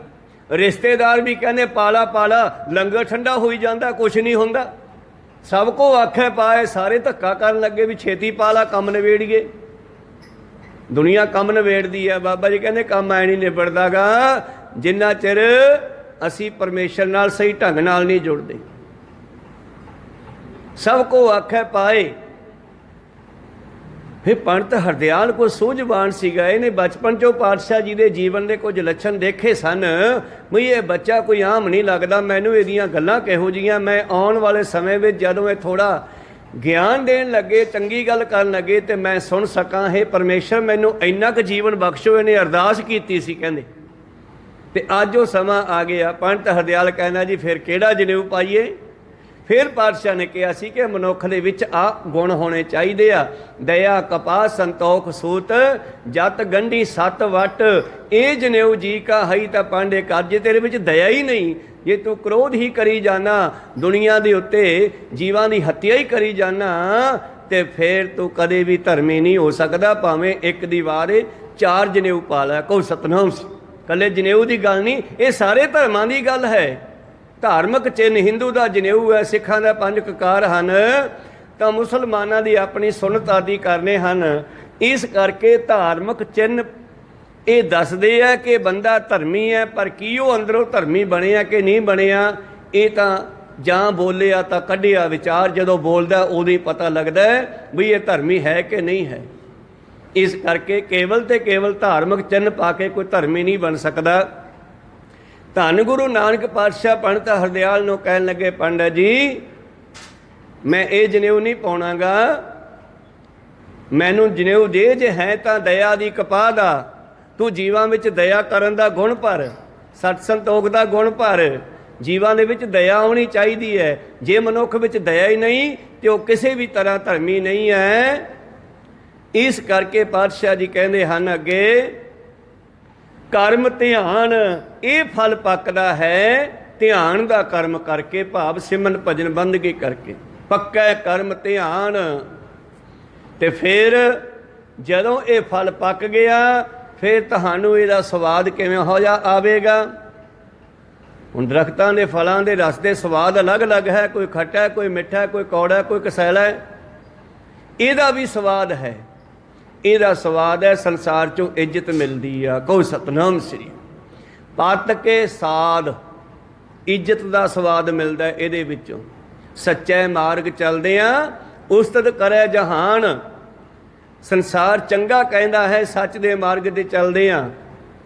ਸੰਸਾਰ ਉਸ ਨੂੰ ਚੰਗਾ ਕਹਿੰਦਾ ਕਿ ਬੰਦਾ ਠੀਕ ਆ। ਤਾਂ ਪਾਤਸ਼ਾਹ ਕਹਿੰਦੇ ਪਤ ਕੇ ਸਾਧ, ਇਹਦਾ ਸਵਾਦ ਹੈ ਇੱਜ਼ਤ। ਪਤ ਕੇ ਸਾਧ, ਇਸ ਦਰਖਤ ਦੇ ਪੱਤੇ ਹਨ ਇੱਜ਼ਤ। ਪਤ ਕੇ ਸਾਧ ਖਾਧਾ ਲਹੈ, ਦਾਨਾ ਕਹਿ ਸਿਰਦਾਨ। ਕਹਿੰਦੇ ਫਿਰ ਇਸ ਨੂੰ ਅਸੀਂ ਆਪਣੇ ਅੰਦਰ ਪ੍ਰਵੇਸ਼ ਕਰਾਂਗੇ। ਇਹ ਸਭ ਤੋਂ ਵੱਡਾ ਦਾਨ ਹੈ। ਜੇ ਕਿਤੇ ਗੁਰੂ ਕੋਲੋਂ ਮਿਲ ਗਏ, ਨਾਨਕ ਗੁਰ ਸੰਤੋਖ ਰੁੱਖ। ਗੁਰ ਕੀ ਹੈ? ਜੁਗਤ ਵਿਧੀ, ਬਿਉਂਤ ਸਤਿਗੁਰ ਦੀ ਜਾਣਕਾਰੀ ਗੁਰੂ ਦੇ ਕੋਲੋਂ ਮਿਲਦੀ ਆ। ਸਤਿਗੁਰੂ ਪਾਤਸ਼ਾਹ ਜੀ ਨੇ ਕਿਹਾ ਨਾ, ਸਭ ਮੈਂ ਜੋਤ ਜੋਤ ਹੈ ਸੋਏ, ਤਿਸ ਦੇ ਚਾਨਣ ਸਭ ਮੈਂ ਚਾਨਣ ਹੋਏ। ਪਰ ਅੱਖੇ ਕਲੀਅਰ ਕਰਤੀ ਗੱਲ ਕਿ ਗੁਰੂ ਨੂੰ ਪੁੱਛ ਕੇ ਚੱਲੋ। ਗੁਰਸਾਖੀ ਜੋਤ ਪ੍ਰਗਟ ਹੋਏ, ਗੁਰੂ ਦੇ ਕੋਲ ਬੈਠ ਕੇ ਸਮਝੋ। ਗੁਰੂ ਨੂੰ ਪੁੱਛੋ, ਗੁਰੂ ਦੱਸਦਾ ਹੈ, ਬਾਣੀ ਬੋਲਦੀ ਆ, ਬਾਣੀ ਦੱਸਦੀ ਆ। ਗੁਰੂ ਗ੍ਰੰਥ ਸਾਹਿਬ ਜੀ ਦੱਸ ਰਹੇ ਹਨ, ਗੁਰਸਾਖੀ ਜੋਤ ਪ੍ਰਗਟ ਹੋਏ, ਜੋ ਤਿਸ ਭਾਵੈ ਸੋ ਆਰਤੀ ਹੋਏ। ਜੋ ਪਰਮੇਸ਼ਰ ਨੂੰ ਭਾਉਂਦਾ ਹੈ ਉਹੋ ਹੀ ਹੁੰਦਾ ਹੈ। ਤੇ ਸਿੱਖਾ ਤੂੰ ਉਸ ਨੂੰ ਪ੍ਰਵਾਨ ਕਰ ਲੈ, ਇਹੋ ਹੀ ਆਰਤੀ ਹੈ ਅਸਲ ਵਿੱਚ। ਕਹੋ ਸਤਨਾਮ ਸ੍ਰੀ। ਪਤ ਕੇ ਸਾਧ ਖਾਧਾ ਲਹੈ, ਦਾਨਾ ਕਹਿ ਸਿਰਦਾਨ। ਇਹ ਸਭ ਤੋਂ ਵੱਡਾ ਦਾਨ ਹੈ, ਦਾਨਾ ਸਿਰਦਾਨ, ਨਾਮ ਦਾਨ। ਜੇ ਨਾਮ ਦਾ ਦਾਨ ਗੁਰੂ ਕੋਲੋਂ ਮਿਲ ਜਾਵੇ, ਸੰਤੋਖ ਦੇ ਨਾਲ ਇਹਨੂੰ ਆਪਣੇ ਹਿਰਦੇ ਧਰਤੀ 'ਚ ਬੀਜਿਆ ਜਾਵੇ, ਫਿਰ ਇਸ ਨੂੰ ਧਰਮ ਦੇ ਫੁੱਲ ਲੱਗਦੇ ਹੈ। ਤੇ ਜੇ ਕਿਤੇ ਉਹ ਫੁੱਲ ਨਾ ਝੜਨ, ਮਨੁੱਖ ਦੇ ਅੰਦਰ ਸੰਤੋਖ ਬਣਿਆ ਰਵੇ, ਫੁੱਲ ਲੱਗੇ ਰਹਿਣ, ਕਪਾਹ ਦੇ ਫੁੱਲ ਝੜ ਜਾਂਦੇ ਹੈ। ਜ਼ਿਮੀਂਦਾਰ ਫਿਰ ਉੱਤੇ ਦਵਾਈ ਛਿੜਕਦਾ ਵੀ ਇਹ ਫੁੱਲੂਟੀ ਝੜ ਜਾਂਦੀ ਹੈ, ਵਾਰ-ਵਾਰ ਫਲ ਕਿਵੇਂ ਆਵੇਗਾ। ਮਨੁੱਖ ਦੇ ਅੰਦਰੋਂ ਸੰਤੋਖ ਦੇ ਫੁੱਲ ਝੜ ਜਾਂਦੇ ਆ, ਫਿਰ ਧਰਮ ਕਿਵੇਂ ਪੈਦਾ ਹੋਵੇ। ਤਾਂ ਪਾਤਸ਼ਾਹ ਜੀ ਕਹਿੰਦੇ ਜਦੋਂ ਇਹ ਫੁੱਲ ਬਣ ਗਿਆ, ਫਿਰ ਇਸ ਨੂੰ ਬਣਾਈ ਰੱਖੀ। ਫਿਰ ਇਹਦੇ ਵਿੱਚੋਂ ਬ੍ਰਹਮ ਗਿਆਨ ਦਾ ਫਲ ਪੈਦਾ ਹੋਵੇਗਾ। ਫਲ ਗਿਆਨ, ਫਿਰ ਕਹਿੰਦੇ ਇਸ ਦਾ ਸਵਾਦ ਆਵੇਗਾ। ਰਸ ਰਸਿਆ ਹਰਿਆ ਸਦਾ, ਔਰ ਇਹ ਸਦਾ ਰਹਿਣ ਵਾਲਾ ਰਸ ਹੈ। ਅਨੁਭਵ ਪ੍ਰਕਾਸ਼, ਜਿਹੜਾ ਆਪਣੇ ਅੰਦਰ ਪ੍ਰਕਾਸ਼ ਹੋਣਾ ਹੈ ਅਨੁਭਵ ਦਾ। ਦਾਨਾ ਕੈ ਸਿਰ ਦਾਨ ਮਹੱਲਾ ਪਹਿਲਾ। ਫਿਰ ਇਸ ਦਰਖਤ ਨੂੰ ਸਤਿਗੁਰਾਂ ਨੇ ਸੋਨੇ ਦਾ ਦਰਖਤ ਵੀ ਕਹਿ ਦਿੱਤਾ ਅਗਲੇ ਪਰੇ ਵਿੱਚ। ਮਹੱਲਾ ਪਹਿਲਾ। ਸੋਨੇ ਕਾ ਬਿਰਖ ਪਤ ਪਰਵਾਲਾ, ਜਿਹੜਾ ਹੈ ਪਰਮੇਸ਼ਰ, ਉਹ ਸੋਨੇ ਦੇ ਦਰਖਤ ਵਰਗਾ ਹੈ। ਪਰਮੇਸ਼ਰ ਦਾ ਨਾਮ ਸੋਨੇ ਵਰਗਾ ਹੈ। ਨਾਮ ਦੇ ਵਿੱਚੋਂ ਸਭ ਕੁਝ ਮਿਲਦਾ, ਜਿਵੇਂ ਕੋਈ ਸੋਨਾ ਵੇਚ ਕੇ ਕੁਝ ਵੀ ਖਰੀਦ ਲੇ। ਭਗਤ ਰਵਿਦਾਸ ਜੀ ਨੇ ਆਰਤੀ ਦੇ ਸ਼ਬਦ ਵਿੱਚ ਨਾਮ ਨੂੰ ਹੀ ਸਭ ਕੁਝ ਕਿਹਾ। ਨਾਮ ਤੇਰੋ ਆਰਤੀ ਮਜਨ ਮੁਰਾਰੇ, ਹਰ ਕੇ ਨਾਮ ਬਿਨ ਝੂਠੇ ਸਗਲ ਪਸਾਰੇ। ਨਾਮ ਤੇਰੋ ਆਸਨੋ, ਨਾਮ ਤੇਰਾ ਉਰਸਾ, ਨਾਮ ਤੇਰਾ ਕੇਸਰੋ ਲੈ ਛਟਕਾਰੇ।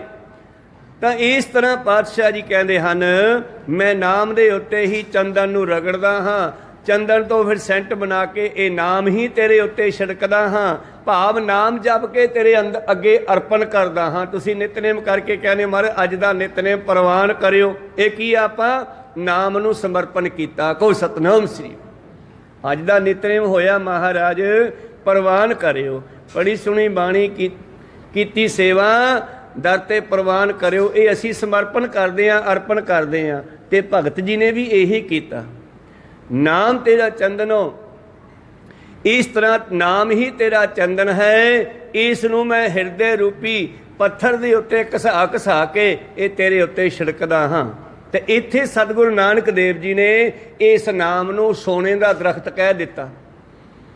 ਜਿਸ ਤਰ੍ਹਾਂ ਸੋਨੇ ਨੂੰ ਵੇਚ ਕੇ ਕੋਈ ਕੁਝ ਵੀ ਖਰੀਦ ਲਵੇ, ਸੋਨਾ ਗੁਰੂ ਪਿਆਰੋ ਸਭ ਤੋਂ ਸ਼੍ਰੋਮਣੀ ਧਾਤੂ ਹੈ। ਧਾਤਾਂ ਦੇ ਵਿੱਚੋਂ ਇੱਕ ਸ਼ਬਦ ਆਇਆ ਕਬੀਰ ਗੁਰਬਾਣੀ ਵਿੱਚ, ਤੇ ਕਬੀਰ ਸ਼ਬਦ ਵੱਡੇ ਵਾਸਤੇ ਵਰਤਿਆ ਜਾਂਦਾ ਹੈ। ਭਗਤ ਕਬੀਰ ਸਾਹਿਬ ਜੀ ਬਹੁਤ ਮਹਾਨ ਭਗਤ ਹੋਏ ਹੈ। ਅੱਗੇ ਜਾ ਕੇ ਸੋਨੇ ਨੂੰ ਵੀ ਕਬੀਰ ਕਿਹਾ ਜਾਂਦਾ ਹੈ, ਔਰ ਪਰਮੇਸ਼ਰ ਨੂੰ ਵੀ ਕਬੀਰ ਕਿਹਾ ਜਾਂਦਾ ਹੈ। ਕਬੀਰਾ ਤੂੰ ਹੀ ਕਬੀਰ ਤੂੰ, ਤੇਰੋ ਨਾਉ ਕਬੀਰ। ਰਾਮ ਰਤਨ ਤਾਂ ਪਾਈਐ ਜੋ ਪਹਿਲੇ ਤਜੈ ਸਰੀਰ। ਇਸ ਕਰਕੇ ਪਰਮੇਸ਼ਰ ਵੀ ਕਬੀਰ ਹੈ, ਸੋਨੇ ਨੂੰ ਵੀ ਕਬੀਰ ਕਹਿੰਦੇ ਆ। ਭਗਤ ਕਬੀਰ ਜੀ ਵੀ ਹੋਏ ਹਨ। ਅੱਗੇ ਚੱਲੀਏ। ਸਤਿਗੁਰੂ ਪਾਤਸ਼ਾਹ ਜੀ ਕਹਿੰਦੇ ਪਰਮੇਸ਼ਰ ਜਿਹੜੇ ਹਨ ਸੋਨੇ ਦਾ ਦਰਖਤ ਹੈ। ਪਤ ਪਰਵਾਲਾ ਫੁੱਲ ਜਵਾਹਰ ਲਾਲ, ਔਰ ਇਹਦੇ ਜਿਹੜੇ ਪੱਤੇ ਹਨ ਉਹ ਸੰਸਾਰ ਨੂੰ ਪਾਲਣਾ, ਉਹ ਗੋਪਾਲ ਹੈ। ਭਾਵ ਪਰਮੇਸ਼ਰ ਜਿਹੜਾ ਹੈ ਸੋਨੇ ਵਰਗਾ ਹੈ, ਸ੍ਰਿਸ਼ਟੀ ਨੂੰ ਪਾਲਦਾ ਹੈ। ਤੇ ਸੋਨੇ ਤੋਂ ਅੱਗੇ ਫੁੱਲ ਜਵਾਹਰ ਲਾਲ, ਇਹਨੂੰ ਜਿਹੜੇ ਫੁੱਲ ਲੱਗਦੇ ਹਨ ਹੀਰੇ ਜਵਾਹਰਾਤਾਂ ਦੇ। ਹੁਣ ਤੁਸੀਂ ਕਹੋਗੇ ਉਹ ਪੱਥਰ ਵਾਲੇ, ਨਹੀਂ। ਮਤ ਵਿੱਚ ਰਤਨ ਜਵਾਹਰ ਮਾਨਕ। ਜੇ ਇਹ ਗੁਰ ਕੀ ਸਿੱਖ ਸੁਣੀ, ਗਿਆਨ ਦੇ ਜਵਾਹਰ ਲਾਲ ਭਾਵ ਗਿਆਨ ਦੇ ਹੀਰੇ। ਗਿਆਨ ਬੜਾ ਕੀਮਤੀ ਹੈ। ਗਿਆਨ ਦੇ ਕਰਕੇ ਤਾਂ ਤੁਸੀਂ ਸਾਰੇ ਆਪਣੇ ਬੱਚਿਆਂ ਨੂੰ ਪਾਲ ਰਹੇ ਹੋ। ਕਿਸੇ ਨੂੰ ਡਾਕਟਰੀ ਦਾ ਗਿਆਨ ਹੈ, ਕਿਸੇ ਨੂੰ ਮਾਸਟਰੀ ਦਾ ਗਿਆਨ ਹੈ, ਕਿਸੇ ਨੂੰ ਸਾਇੰਸ ਦਾ ਗਿਆਨ ਹੈ, ਕਿਸੇ ਨੂੰ ਵਰਕਸ਼ਾਪ ਦਾ ਗਿਆਨ ਹੈ, ਕਿਸੇ ਨੂੰ ਘਰ ਪਾਉਣ ਦਾ ਗਿਆਨ ਹੈ। ਇਹ ਗਿਆਨ ਦੇ ਨਾਲ ਅਸੀਂ ਕਮਾਈ ਕਰਦੇ ਹਾਂ, ਉਸ ਦੇ ਨਾਲ ਆਪਾਂ ਦਾ ਜੀਵਨ ਨਿਰਵਾਹ ਕਰਦੇ ਹਾਂ, ਆਪਣੇ ਪਰਿਵਾਰ ਦਾ ਜੀਵਨ ਪਾਲਦੇ ਹਾਂ। ਭਾਵ ਗਿਆਨ ਹੀਰੇ ਮੋਤੀਆਂ ਵਰਗਾ ਵੀ ਹੈ। ਕਹੋ ਸਤਨਾਮ ਸ੍ਰੀ। ਗਿਆਨ ਸੋਨੇ ਵਰਗਾ ਵੀ ਹੈ। ਔਰ ਇਹ ਗਿਆਨ ਦੇ ਮੋਤੀ ਜਿਹੜੇ ਹਨ ਸਾਡੇ ਹਿਰਦੇ ਵਿੱਚ, ਸਾਡੇ ਦਿਮਾਗ ਵਿੱਚ ਪਏ ਹੈ। ਪਰ ਇਹ ਨਿਕਲਦੇ ਉਦੋਂ ਆ ਜਦੋਂ ਗੁਰੂ ਦੀ ਸਿੱਖਿਆ ਲਈ ਜਾਵੇ। ਬੱਚਾ ਸਕੂਲ ਗਿਆ, ਉਹਨੇ ਸਿੱਖਿਆ ਲਈ, ਅੱਗੇ ਵਰਕਸ਼ਾਪਾਂ ਦੇ ਕੰਮ ਸਿੱਖੇ। ਹੁਣ ਉਹਨਾਂ ਗਿਆਨ ਦੇ ਸਦਕਾ ਆਪਣੇ ਦਿਮਾਗ ਦੇ ਵਿੱਚੋਂ ਹੀ ਨੋਟ ਕੱਢ ਰਿਹਾ। ਕਹੋ ਸਤਨਾਮ। ਭਾਵ ਗਿਆਨ ਦੇ ਨਾਲ ਕਮਾਈ ਕਰ ਰਿਹਾ ਹੈ। ਦਿਮਾਗ ਦੇ ਵਿੱਚੋਂ ਸਿੱਧੇ ਨਹੀਂ ਨਿਕਲੇ ਹੀਰੇ ਜਵਾਹਰ, ਪੱਥਰ ਨਹੀਂ ਰੱਖੇ ਇੱਥੇ ਕੋਈ। ਮਤ ਵਿੱਚ ਰਤਨ ਜਵਾਹਰ ਮਾਨਕ, ਜੇ ਇੱਕ ਗੁਰ ਕੀ ਸਿੱਖ ਸੁਣੀ। ਗੁਰਾਂ ਇੱਕ ਦੇ ਬੁਝਾਈ, ਸਭਨਾ ਜੀਆਂ ਕਾ ਇੱਕ ਦਾਤਾ, ਸੋ ਮੈਂ ਵਿਸਰ ਨਾ ਜਾਈ। ਤੋ ਮਹਾਂਪੁਰਸ਼ਾਂ ਨੇ, ਸਤਿਗੁਰਾਂ ਨੇ, ਭਗਤਾਂ ਨੇ ਇਸ਼ਾਰੇ ਕੀਤੇ ਆ, ਰਮਜਾਂ ਮਾਰੀਆਂ। ਇਹਨਾਂ ਰਮਜਾਂ ਨੂੰ ਸਮਝਣ ਦੀ ਲੋੜ ਹੈ ਬਾਣੀ ਦੇ ਵਿੱਚ। ਮੇਰੇ ਪ੍ਰੀਤਮ ਜੀ ਕਹਿੰਦੇ ਪਰਿਪੂਰਨ ਪਰਮੇਸ਼ਰ ਪਰਮਾਤਮਾ ਸੋਨੇ ਦੇ ਦਰਖਤ ਵਰਗਾ ਹੈ, ਔਰ ਉਸ ਦੇ ਪੱਤੇ, ਉਸ ਦਾ ਸੁਭਾਅ ਸੰਸਾਰ ਨੂੰ ਪਾਲਣਾ, ਸੰਸਾਰ ਦੀ ਪਰਵਾਹ ਕਰਨੀ, ਸੰਸਾਰ ਦੀ ਸੰਭਾਲ ਕਰਨੀ। ਆ ਦਰਖਤ ਹੈ ਨਾ, ਤੇ ਦਰਖਤ ਦੇ ਪੱਤੇ ਕੀ ਕਰਦੇ ਆ? ਸਾਨੂੰ ਛਾਂ ਦਿੰਦੇ ਆ। ਥੱਕਿਆ ਹੋਇਆ ਕੋਈ ਰਾਹੀ दरख्त के हेठां रुक जाता है, साह लैंदा, दम लैंदा, तरो ताज़ा हो जाता है, आराम करके फिर ताहां झाकदा दरख्त दे वल। वो अंब लगे हुए है, ਚੱਕਦਾ ਡਲਾ ਉਹਦੇ ਮਾਰਦਾ, ਉਹ ਫਲ ਸਿੱਟ ਦਿੰਦਾ, ਲੈ ਵੀ ਛਕ ਲਾ, ਭੁੱਖ ਲੱਗੀ ਹੈ ਤਾਂ। ਪਰਮੇਸ਼ਰ ਐਸਾ ਹੈ, ਕਹੋ ਸਤਨਾਮ। ਜੇ ਸਭ ਮਿਲ ਕੇ ਆਖਣ ਪਾਹੇ, ਵੱਡਾ ਨਾ ਹੋਵੇ ਘਾਟ ਨਾ ਜਾਏ। ਉਹਦਾ ਜਿਹੜਾ ਸੁਭਾਅ ਹੈ ਉਹ ਬਦਲਦਾ ਨਹੀਂ, ਚਾਹੇ ਸਾਰੇ ਉਸ ਨੂੰ ਮਿਲ ਕੇ ਮਾੜਾ ਕਹਿਣ ਜਾਂ ਚੰਗਾ ਕਹਿਣ। ਕਹੋ ਸਤ ਕੋਈ ਵੀ ਉਸ ਨੂੰ ਜੇ ਸਾਰੇ ਮਿਲ ਕੇ ਉਸ ਦੀ ਵਡਿਆਈ ਕਰਨ ਤਾਂ ਉਹ ਹੰਕਾਰ ਨਹੀਂ ਕਰਦਾ। ਜੇ ਕੋਈ ਉਸ ਨੂੰ ਨਿੰਦਿਆ ਵੀ ਬਹੁਤ ਕਰੀ ਜਾਂਦੇ ਆ ਦੁਨੀਆ ਰੱਬ ਦੀ, ਉਹਨੂੰ ਕੋਈ ਫਰਕ ਨਹੀਂ ਪੈਂਦਾ ਗਾ। ਤਾਂ ਉਹ ਐਸਾ ਹੈ, ਸੋਨੇ ਦੇ ਦਰਖਤ ਵਰਗਾ ਹੈ। ਤਿਤ ਫਲ ਰਤਨ ਲੱਗੈ ਮੁਖ ਭਾਗਤ। ਹੁਣ ਫੁੱਲ ਲੱਗੇ ਉਹਨੂੰ ਜਵਾਹਰ ਲਾਲ, ਤੇ ਹੁਣ ਫਲ ਕੀ ਨਿਕਲਿਆ? ਮੁਖ ਦੇ ਵਿੱਚੋਂ ਗਿਆਨ ਦੇ ਸ਼ਬਦ। ਕਹੋ ਸਤਨਾਮ। ਮੁਖ ਭਾਖਤ, ਮੁਖ ਦੇ ਵਿੱਚੋਂ ਬੋਲਣਾ। ਉਹਨਾਂ ਦੇ ਅੰਦਰੋਂ ਫਿਰ ਜਿਨ੍ਹਾਂ ਦੇ ਅੰਦਰੋਂ ਪਰਮੇਸ਼ਰ ਰੂਪੀ ਸੋਨੇ ਦਾ ਦਰਖਤ ਲੱਗ ਗਿਆ। ਜਿਸ ਤਰ੍ਹਾਂ ਧੰਨ ਗੁਰੂ ਨਾਨਕ ਦੇਵ ਜੀ ਸੁਮੇਰ ਪਰਬਤ ਦੀ ਯਾਤਰਾ ਕਰਦੇ ਆ, ਜਦੋਂ ਪਹਾੜੀ ਯਾਤਰਾ ਵਾਲੀ ਉਦਾਸੀ ਕੀਤੀ ਆ ਉਹਨਾਂ ਨੇ, ਤਾਂ ਇੱਕ ਦਰਖਤ ਤੇ ਜਾ ਕੇ ਬੈਠੇ, ਇੱਕ ਪਹਾੜ ਤੇ ਜਾ ਕੇ ਬੈਠੇ, ਮਾਫ ਕਰਨਾ, ਉਸ ਪਹਾੜੀ ਦਾ ਨਾਮ ਹੈ ਸੁਮੇਰ ਪਰਬਤ। ਭਾਈ ਮਰਦਾਨਾ ਜੀ ਬੈਠ ਗਏ, ਥੋੜਾ ਸਮਾਂ ਸਾਹ ਲਿਆ। ਮਰਦਾਨਾ ਕਹਿਣ ਲੱਗੇ, ਮਹਾਰਾਜ ਜੀ ਇਹ ਸਾਰਾ ਹੀ ਪਹਾੜ ਸੋਨੇ ਦਾ?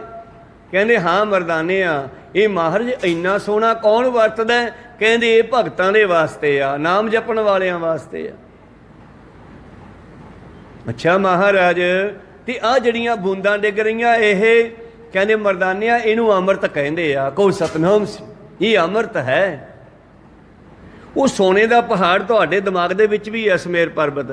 ਕਿਉਂਕਿ ਜੋ ਬ੍ਰਹਮੰਡੇ ਸੋਈ ਪਿੰਡੇ ਜੋ ਖੋਜੈ ਸੁਪਾਵੈ, ਇਹ ਗੁਰਬਾਣੀ ਦੇ ਸ਼ਬਦਾਂ ਨੂੰ ਇੱਕ ਆਪਸ ਵਿੱਚ ਮਿਲਾ ਕੇ ਫਿਰ ਇਹਦੀ ਜੱਜਮੈਂਟ ਹੁੰਦੀ ਹੈ। ਗੁਰਬਾਣੀ ਕਿਰਪਾ ਕਰਦੀ ਆ, ਗੁਰੂ ਬੋਲਦਾ, ਸਾਨੂੰ ਥੋੜ੍ਹਾ ਦਿਮਾਗ ਲਾਉਣ ਦੀ ਲੋੜ ਹੈ, ਇਸ 'ਤੇ ਸਮਝਣ ਦੀ ਲੋੜ ਹੈ, ਸ਼ਰਨ ਵਿੱਚ ਆ ਕੇ ਸਮਝਣ ਦੀ ਲੋੜ ਹੈ, ਚਰਨਾਂ ਵਿੱਚ ਬਹਿ ਕੇ ਸਮਝਣ ਦੀ ਲੋੜ ਹੈ।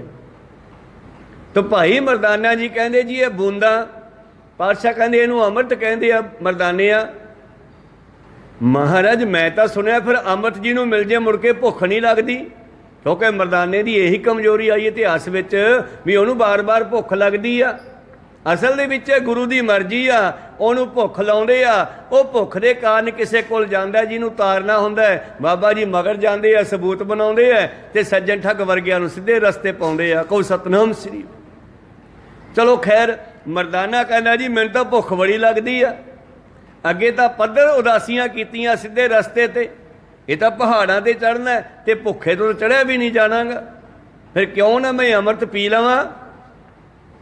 ਬਾਬਾ ਜੀ ਹੱਸ ਪਏ, ਕਹਿੰਦੇ ਠੀਕ ਹੈ ਮਰਦਾਨਿਆਂ, ਪਰ ਇਹ ਪਚਾਉਣਾ ਬਹੁਤ ਔਖਾ ਹੈ, ਇਹ ਪਚਦਾ ਨਹੀਂ ਹਰੇਕ ਦੇ।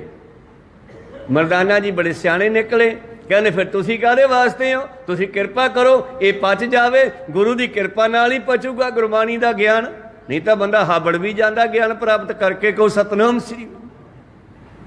ਕਹਿੰਦੇ ਜੀ ਤੁਸੀਂ ਕਿਰਪਾ ਕਰਿਓ ਪਚ ਜਾਵੇ। ਬਾਬਾ ਜੀ ਹੱਸ ਪਏ, ਮੁੱਕਰ ਨਹੀਂ ਸਕਦੇ, ਕਹਿੰਦੇ ਚਲੋ ਠੀਕ ਆ, ਸ਼ੱਕ ਫਿਰ। ਕਹਿੰਦੇ ਭਾਈ ਮਰਦਾਨਾ ਜੀ ਨੇ ਕੁਝ ਬੂੰਦਾਂ ਪੀਤੀਆਂ ਤੇ ਉਹਦੀ ਸਮਾਧੀ ਲੱਗ ਗਈ, ਧਿਆਨ ਜੁੜ ਗਿਆ, ਪਰਮੇਸ਼ਰ ਦੇ ਨਾਲ ਇੱਕਮਿਕ ਹੋ ਗਿਆ, ਪੱਕੇ ਕਰਮ ਧਿਆਨ। ਜਦੋਂ ਰਸ ਪੀਤਾ ਧਿਆਨ ਲੱਗ ਗਿਆ, ਹੁਣ ਧਿਆਨ ਛੱਡਣ ਨੂੰ ਜੀ ਨਾ ਕਰੇ। ਇੱਕ ਪਹਿਰ ਪਾਤਸ਼ਾਹ ਜੀ ਕਹਿੰਦੇ ਉਸ ਪਹਾੜ ਤੇ ਬੈਠੇ ਰਹੇ, ਤੇ ਮਰਦਾਨਾ ਆਨੰਦ 'ਚ ਮਗਨ ਬੈਠਾ ਰਿਹਾ 3 ਘੰਟੇ ਘੱਟੋ ਘੱਟ। ਤੇ ਬਾਬਾ ਜੀ ਹੱਥ ਲਾ ਕੇ ਹਿਲਾ, ਕਹਿੰਦੇ ਮਰਦਾਨਿਆਂ ਛੱਡ ਹੁਣ ਚੱਲੀਏ। ਕਹਿੰਦੇ ਜੀ ਕਿੱਥੇ ਜਾਣਾ? ਇੱਥੇ ਠੀਕ ਹੈ, ਪੀ ਲਿਆ ਕਰਾਂਗੇ, ਬੈਠੇ ਰਹਾਂਗੇ। ਕਹੋ ਸਤਨਾਮ। ਪਾਤਸ਼ਾਹ ਜੀ ਕਹਿੰਦੀ ਅੰਮ੍ਰਿਤ ਦੀਆਂ ਬੂੰਦਾਂ ਭਗਤ ਪੀਂਦੇ ਆ, ਤੇ ਪੀ ਕੇ ਬਹਿ ਜਾਂਦੇ ਆ, ਤੇ ਮੁੜ ਕੇ ਕਈ ਮਹੀਨੇ ਉੱਠਦੇ ਹੀ ਨਹੀਂ ਗੇ, ਫਿਰ ਜਦ ਉੱਠਦੇ ਆ ਫਿਰ ਪੀ ਲੈਂਦੇ ਆ। ਕਹੋ ਸਤਨਾਮ ਸ੍ਰੀ। ਉਹ ਅੰਮ੍ਰਿਤ ਸਾਡੇ ਅੰਦਰੋਂ ਡਿੱਗਦਾ ਹੈ, ਪਰ ਨਿਕਲਣਾ ਗੁਰੂ ਦੀ ਕਿਰਪਾ ਤੋਂ ਬਗੈਰ ਨਹੀਂ ਨਿਕਲਦਾ, ਗੁਰੂ ਦੀ ਕਿਰਪਾ ਨਾਲ ਹੀ ਨਿਕਲਦਾ। ਉਹ ਬੂੰਦ ਅੰਦਰ ਹੀ ਡਿੱਗਦੀ ਆ। ਕਿਣਕਾ ਏਕ ਜੇ ਜੀਵ ਸਾਵੇ, ਉੱਤੋਂ ਡਿੱਗ ਕੇ ਸੰਗ 'ਚੋਂ ਹੁੰਦਾ ਹਿਰਦੇ ਦੀ ਧਰਤੀ 'ਤੇ ਜਾਂਦਾ, ਤੇ ਜਿੱਦੇ ਹਿਰਦੇ ਵਿੱਚੋਂ ਕਿਣਕਾ ਵਾਗਿਆ ਉਹਦੇ ਇਸ ਦਾ ਫਲ ਮਿਲਣਾ ਸ਼ੁਰੂ ਹੁੰਦਾ। ਕਹੋ ਸਤਨਾਮ ਸ੍ਰੀ। ਅੰਦਰੋਂ ਹੀ ਮਿਲਦਾ, ਨਿਕਲਦਾ ਸਿਮਰਨ ਕਰਕੇ ਆ। ਸਵਾਸਾਂ ਦੇ ਨਾਲ ਜੁੜ ਕੇ ਜਦ ਸਿਮਰਨ ਕਰਾਂਗੇ, ਪ੍ਰੀਤਮ ਜੀ ਕਹਿੰਦੇ ਤਿਤ ਫਲ ਰਤਨ ਲੱਗੇ। ਇਹ ਸੋਨੇ ਦਾ ਦਰਖਤ, ਇਹਨੂੰ ਫੁੱਲ ਜਿਹੜੇ ਲੱਗਦੇ ਹਨ ਉਹ ਜਵਾਹਰ ਲਾਲ, ਔਰ ਰਤਨ ਜਿਹੜਾ ਹੈ, ਫਲ ਜਿਹੜਾ ਹੈ ਉਹ ਰਤਨ। ਤੇ ਅੱਗੇ ਗੱਲ ਕਲੀਅਰ ਕੀਤੀ ਮਹਾਰਾਜ, ਰਤਨ ਕਿਹੜਾ? ਮੁਖ ਭਾਖਤ, ਮੁਖ ਦੇ ਵਿੱਚੋਂ ਗਿਆਨ ਦੇ ਸ਼ਬਦ ਨਿਕਲਣੇ ਸ਼ੁਰੂ ਹੋ ਗਏ। ਜਤ ਪਹਾਰਾ, ਇਹਦੇ ਵਿੱਚ ਵੀ ਇਹੀ ਗਿਆਨ ਦਿੱਤਾ ਹੋਇਆ ਇਸ ਪੌੜੀ ਵਿੱਚ। ਜਤ ਪਹਾਰਾ ਧੀਰਜ ਸੁਨਿਆਰ, ਅਹਰਨ ਮਤ ਵੇਦ ਹਥਿਆਰ। ਸ਼ਬਦਾਂ ਦੀਆਂ ਸੱਟਾਂ ਸਾਡੇ ਦਿਮਾਗ ਤੇ ਪੈਂਦੀਆਂ। ਕਹੋ ਸਤਿਨਾਮ, ਇਹ ਹਥਿਆਰ ਹੈ। ਸੁਨਿਆਰੇ ਕੋਲੇ ਥੌੜਾ ਹੈ ਤੇ ਲੋਹੇ ਦੀ ਐਰਨ ਹੈ, ਉਹ ਤੇ ਸੋਨਾ ਘੜਦਾ ਹੈ। ਗੁਰੂ ਕੋਲੇ ਵੇਦਾਂ ਦੇ ਹਥੌੜੇ ਹੈ ਤੇ ਮਨੁੱਖ ਦਾ ਦਿਮਾਗ ਆਰਨ ਹੈ। ਕਹੋ ਸਤਿਨਾਮ ਸੀ। ਸਿੱਖਾ ਤੂੰ ਐਰਨ ਦੀ ਤਰ੍ਹਾਂ ਅਡੋਲ ਬੈਠਾ ਰਹਿ, ਤੇਰੇ ਸੱਟਾਂ ਪੈਣਗੀਆਂ, ਗੁਰੂ ਦੇ ਸ਼ਬਦਾਂ ਦੀਆਂ ਚੋਟਾਂ ਪੈਣਗੀਆਂ। ਤਿੜਕ ਨਾ ਜਾਈ। ਸੁਨਿਆਰਾ ਸੋਨੇ ਨੂੰ ਘੜਦਾ ਹੋਇਆ ਜਦੋਂ ਕਿਤੇ ਜਮਹੂਰੀ ਸੰਨੀ 'ਚ ਫੜ ਕੇ ਉੱਤੇ ਸੱਟ ਮਾਰਦਾ ਨਾ, ਕਈ ਵਾਰੀ ਮਾੜਾ ਮੋਟਾ ਗਿੱਲਾ ਹੋਵੇ ਤੇ ਉਹ ਤਿਲਕ ਜਾਂਦਾ ਤੇ ਫਿਰ ਰੇਤੇ ਵਿੱਚ ਰੁਲ ਜਾਂਦਾ, ਲੱਭਦਾ ਨਹੀਂ ਕਿੱਧਰ ਗਿਆ। ਐਸਾ ਹੀ ਇਹ ਜੀਵ ਹੈ, ਜਦ ਗੁਰੂ 'ਚੋਂ ਤਿਲਕ ਗਿਆ ਤੇ ਫਿਰ ਇਹ ਟੇਢੀਆਂ ਜੂਨਾਂ ਵਿੱਚ ਰੁਲ ਗਿਆ। ਕਹੋ ਸਤਿਨਾਮ, ਪਤਾ ਨਹੀਂ ਕਿੱਧਰ ਨੂੰ ਗਿਆ, ਕਹਾਂ ਤੇ ਆਵੇ ਕਹਾਂ ਜਾਵੇ, ਪਤਾ ਨਹੀਂ ਕਿੱਧਰ ਗਿਆ। ਇਹ ਵੀ ਰੁਲ ਜਾਂਦਾ ਜਦੋਂ ਇਹ ਤਿਲਕ ਕੇ ਉੱਠ ਕੇ ਭੱਜ ਜਾਂਦਾ ਵੀ ਛੱਡ ਯਾਰ, ਮੈਂ ਨਹੀਂ ਇੱਥੇ ਬਹਿੰਦਾ, ਬਾਪੂ ਤਾਂ ਝਿੜਕਦਾ। ਕਹੋ ਸਤਿਨਾਮ, ਇਹਦੀਆਂ ਝਿੜਕਾਂ ਵੀ ਕੰਮ ਦੀਆਂ। ਜੇ ਗੁਰ ਝਿੜਕੇ ਤਾਂ ਮਿੱਠਾ ਲਾਗੇ, ਬਖਸ਼ੇ ਤਾਂ ਗੁਰ ਵਡਿਆਈ ਖੈਰ। ਮੇਰੇ ਪ੍ਰੀਤਮ ਜੀ ਬਖਸ਼ਿਸ਼ ਕਰਦੇ ਹਨ, ਕਹਿੰਦੇ ਇਹਦੇ ਅੰਦਰੋਂ ਜਿਹੜਾ ਮੁਖ ਚੋਂ ਭਾਖਣਾ, ਗੁਰੂ ਦੇ ਮੁਖ ਚੋਂ ਇਹ ਬਚਨ ਨਿਕਲੇ, ਇਹ ਰਤਨ ਹੈ। ਹੀਰੇ ਜਵਾਹਰਾਤ ਬਾਣੀ ਹੈ ਸਾਡੀ, ਇਹ ਸਾਰੀ ਗੁਰੂਆਂ ਦੀ।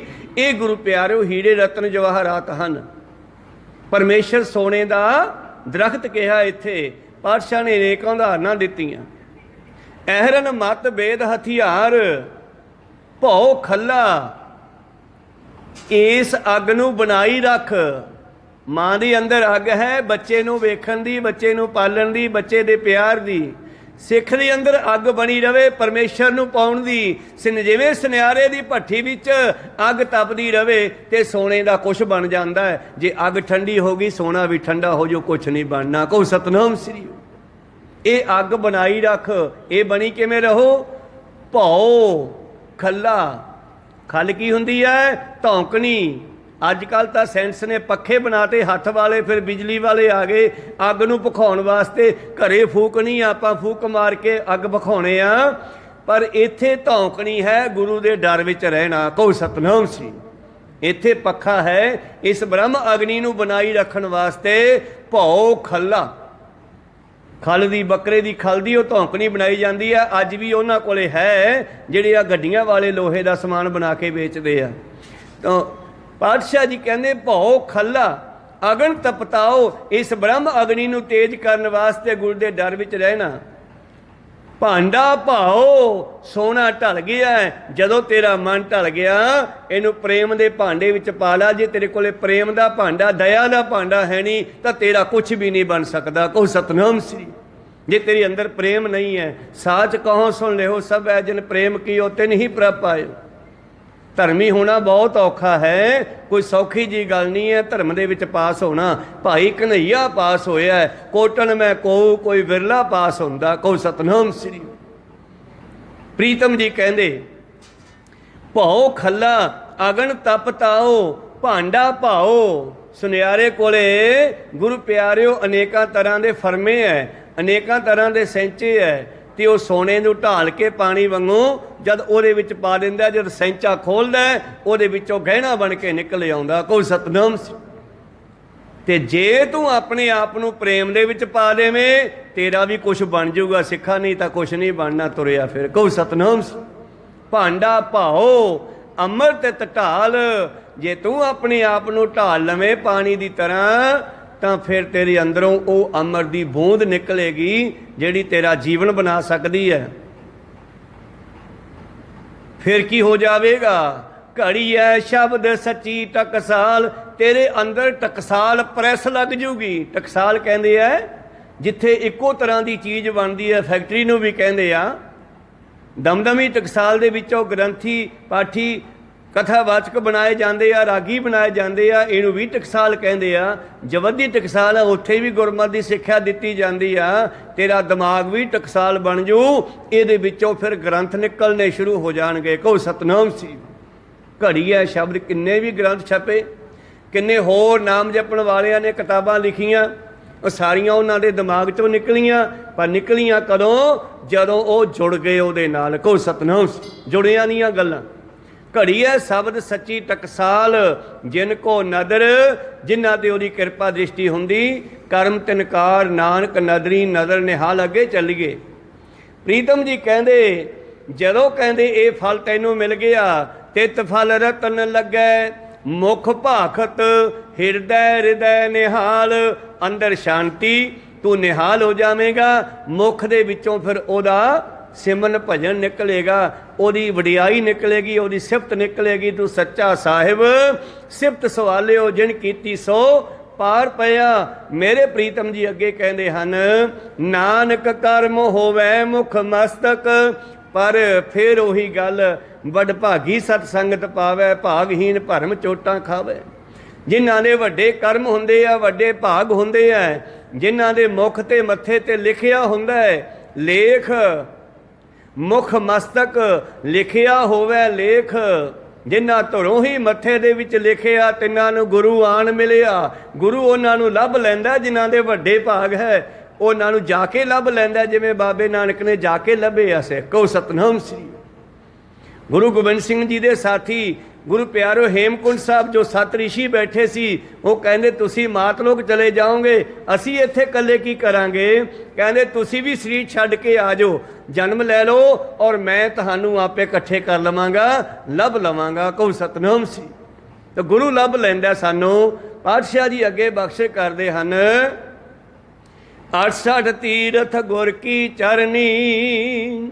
ਗੁਰੂ ਦੇ ਚਰਨਾਂ ਵਿੱਚ 68 ਤੀਰਥ ਵਗਦੇ ਹਨ। ਸਾਰੀਆਂ ਹਿੰਦੂ ਮਤ ਦੇ 68 ਤੀਰਥ ਗੁਰੂ ਦੇ ਚਰਨਾਂ ਵਿੱਚ ਹੈਗੇ ਨੇ।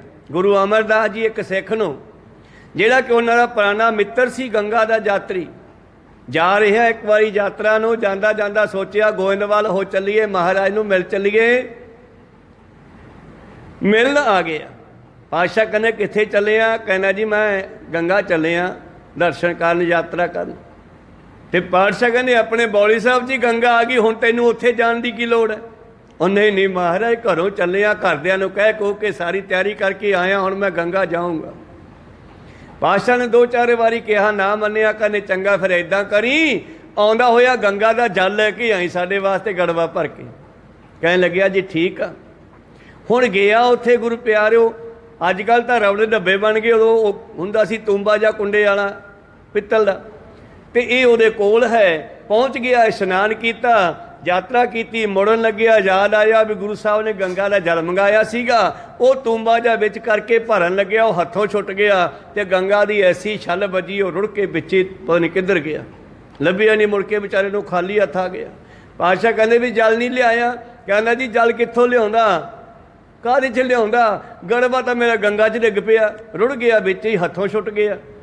ਕਹਿੰਦੇ ਅੱਛਾ, ਉਹ ਗੰਗਾ ਬੌਲੀ ਵਿੱਚ ਦੀ ਲੰਘਦੀ ਹੈ, ਕਿਤੇ ਇੱਧਰ ਨਾ ਆ ਗਿਆ ਹੋਵੇ, ਪਤਾ ਕਰੋ। ਕਹੋ ਸਤਨਾਮ। ਜਾਂ ਆਪਣੀ ਬੌਲੀ ਸਾਹਿਬ 'ਚ ਉਤਰ ਕੇ ਵੇਖ ਕੇ ਆ, ਜਿੱਥੋਂ ਥੱਲੇ ਪਾਣੀ ਨਿਕਲਦਾ ਉੱਥੇ ਹੱਥ ਉੱਤ ਮਾਰ ਕੇ ਦੇਖੋ, ਕਿਤੇ ਉੱਥੇ ਨਾ ਪਿਆ ਹੋਵੇ।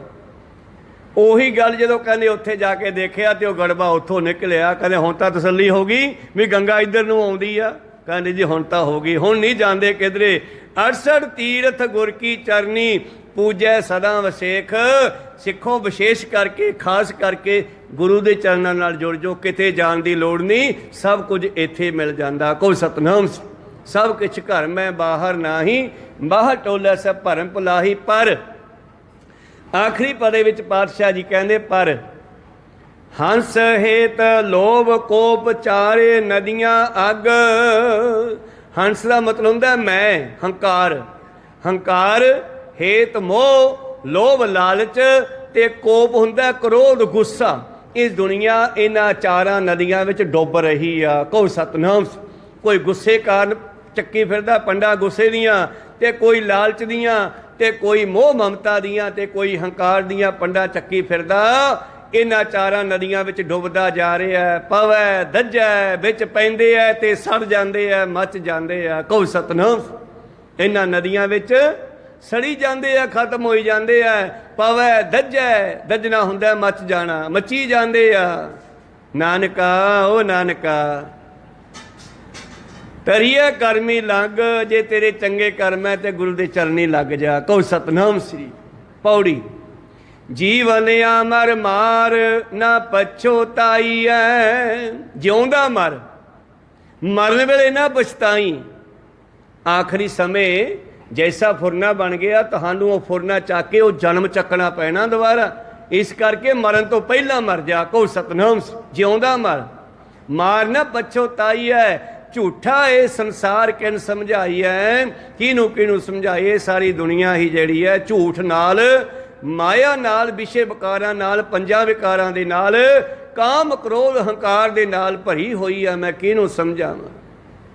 सच न धरे प्यार। हुण सतगुरां ने किन्ना जोर लाया, 239 साल लगे न ये सिੱਖੀ धर्म नूं कायम करन वास्ते। गुरु प्यारो, धन गुरु गोबिंद सिंह जी नूं सिंह कहन लगे, पातशाह तुसीं सानूं विछोड़ा दे के जा रहे हो। कल शाम की कथा आपां सरवण कीती। पातशाह कहंदे सिੱਖो, जिहड़ा गुरु है ना बदलों की न्याई हुंदा। जदों बदल आउंदे आ पानी दे भर के करों, जदों धरती ते गरमैश बढ़ जाती है, गर्मी बढ़ जाती है, फिर परमेश्वर जिहड़ा बदलों नूं भेजदा, कहंदा जाओ इहनूं शांति दे के आओ। ते बदल आउंदे आ, बढ़ जाते हैं, धरती ठंडी कर देंदे आ। इस तरह गुरु भी जदों आउंदा, कदों जदों दुनिया तपदी है, सड़दी है, मचदी है, उदों गुरु आउंदा बदलों की न्याई ते संसार दे विच सुख वरता के, चंगा रस्ता दस के, मार्गदर्शन करके अलोप हो जाता है। गुरु कदे मरदा नहीं हुंदागा। जेड़े प्रेम प्यार करनगे, मैं सदा उन्हां दे नाल हां। तो गुरु साहब ने कौतक किया जरूर। हजूर साहब विखे चंदन की चिखा बना के, पर चिखा विच वड़े नहीं है, अलोप होए आ। कहो सतनाम। खालसे दे विच ही वर्तीमान हो रहे हैं। गुरु कृपा करन। कहन लगे दुनिया नूं की समझाइए, सच नाल जुड़दे ही नहीं। सच न धरै प्यार, धंधा ढाईए, धंधियां विच ही लगे हुए हैं। काल बुरा खै काल, जम्मण दा समा ते मरण दा समा है बहुत भयानक है। कबीर साहब कहते, एक दुख राम राय काटो मेरा, अगन दहै अर गर्भ बसेरा। कदे मां की गर्भ दे विच मचना ते कदे चिखा दे विच मचना, ये दो दुख वड्डे है। काल बुरा, काल बुरा भाव जन्म दा समा। काल समय नूं भी कहंदे आ, काल मौत नूं भी कहंदे आ, काल जन्म दा समा भी है। काल बुरा खै काल, खै काल मौत दा काल। एक जन्म का काल ते मौत का काल है, बड़ा भयानक है। सिखो जो सारी दुनिया ते वरतदा है, सिर दुनियाई है, हुक्मी सिर जंदार, ते फिर मरण तो बाद जमा दे वस पैंदा जीव। परमेश्वर दे हुक्म अंदर इस दे फिर जंदार जंदरे बजरे भाव इनू कुट पैंदी आ। फिर इस नूं सजावां दित्तियां जांदियां। मारे दाई है वो कुटे जाते हैं, जिहड़े इत्थे दावा करते हैं आ मेरा है, आ मेरा है, मैं नहीं दिंदा, वो फिर कुटे जाते हैं दरगाह दे विच। कहो सतनाम। जिहड़े इत्थे दावा करते हैं, जिहड़े संसार विच रहिंदे होए कहंदे आ मेरा है, आ मेरा है, इस मैं मेरी दे करके फिर परमेश्वर दे हुक्म अंदर उन्हां नूं कुट पैंदी है। गुरु किरपा करे। पातशाह अखीर ते फिर अरदास करदे आ साडे वास्ते, आपे दे प्यार मन वसाई है। जे साडे मन विच प्यार वसा देवे, साडे मन विचों क्रोध कढ़ देवे, गुस्सा कढ़ देवे, साडे मन विचों पंजां विकारां दा खात्मा ओ कर देवे। आपे दे प्यार मन वसाई है। मोहत ना चस्सा बिलम, कहंदे एक सेकंड भी नहीं लगना रब दे नाल मिलन ते। कहो सतनाम श्री। एक मिनट लगना। मोहत न चस्सा बिलम भरी है पाई है, नहीं तो फिर कर्मी आपो अपनी के नेड़े के दूर। जो करोगे वो प्राप्त होवेगा, जो बीजोगे वो बढ़ना पवेगा। गुर प्रसादी बुझ सच समाइए। आओ गुरु की कृपा लैके इस गल नूं समझिए। गुरु की कहंदा, गुरु की चाहुंदा।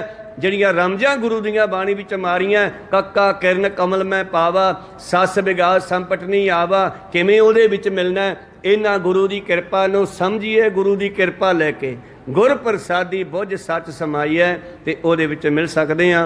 इसी पवित्र शब्द की विचार, अगले शब्द की विचार पातशाह ने फिर कृपा की, फिर सरवण करांगे। बोलदे हैं अनेकां अखर बाद घाट हो जाते। सिख संगतां ते सतगुरु बख्शण योग है, बख्श लैना जी। समाप्ति करिए। ਬੁਲਾਓ ਫਤਿਹ ਪਾਓ ਫਤਿਹ। ਵਾਹਿਗੁਰੂ ਜੀ ਕਾ ਖਾਲਸਾ ਵਾਹਿਗੁਰੂ ਜੀ ਕੀ ਫਤਿਹ। ਵਾਹਿਗੁਰੂ ਵਾਹਿਗੁਰੂ।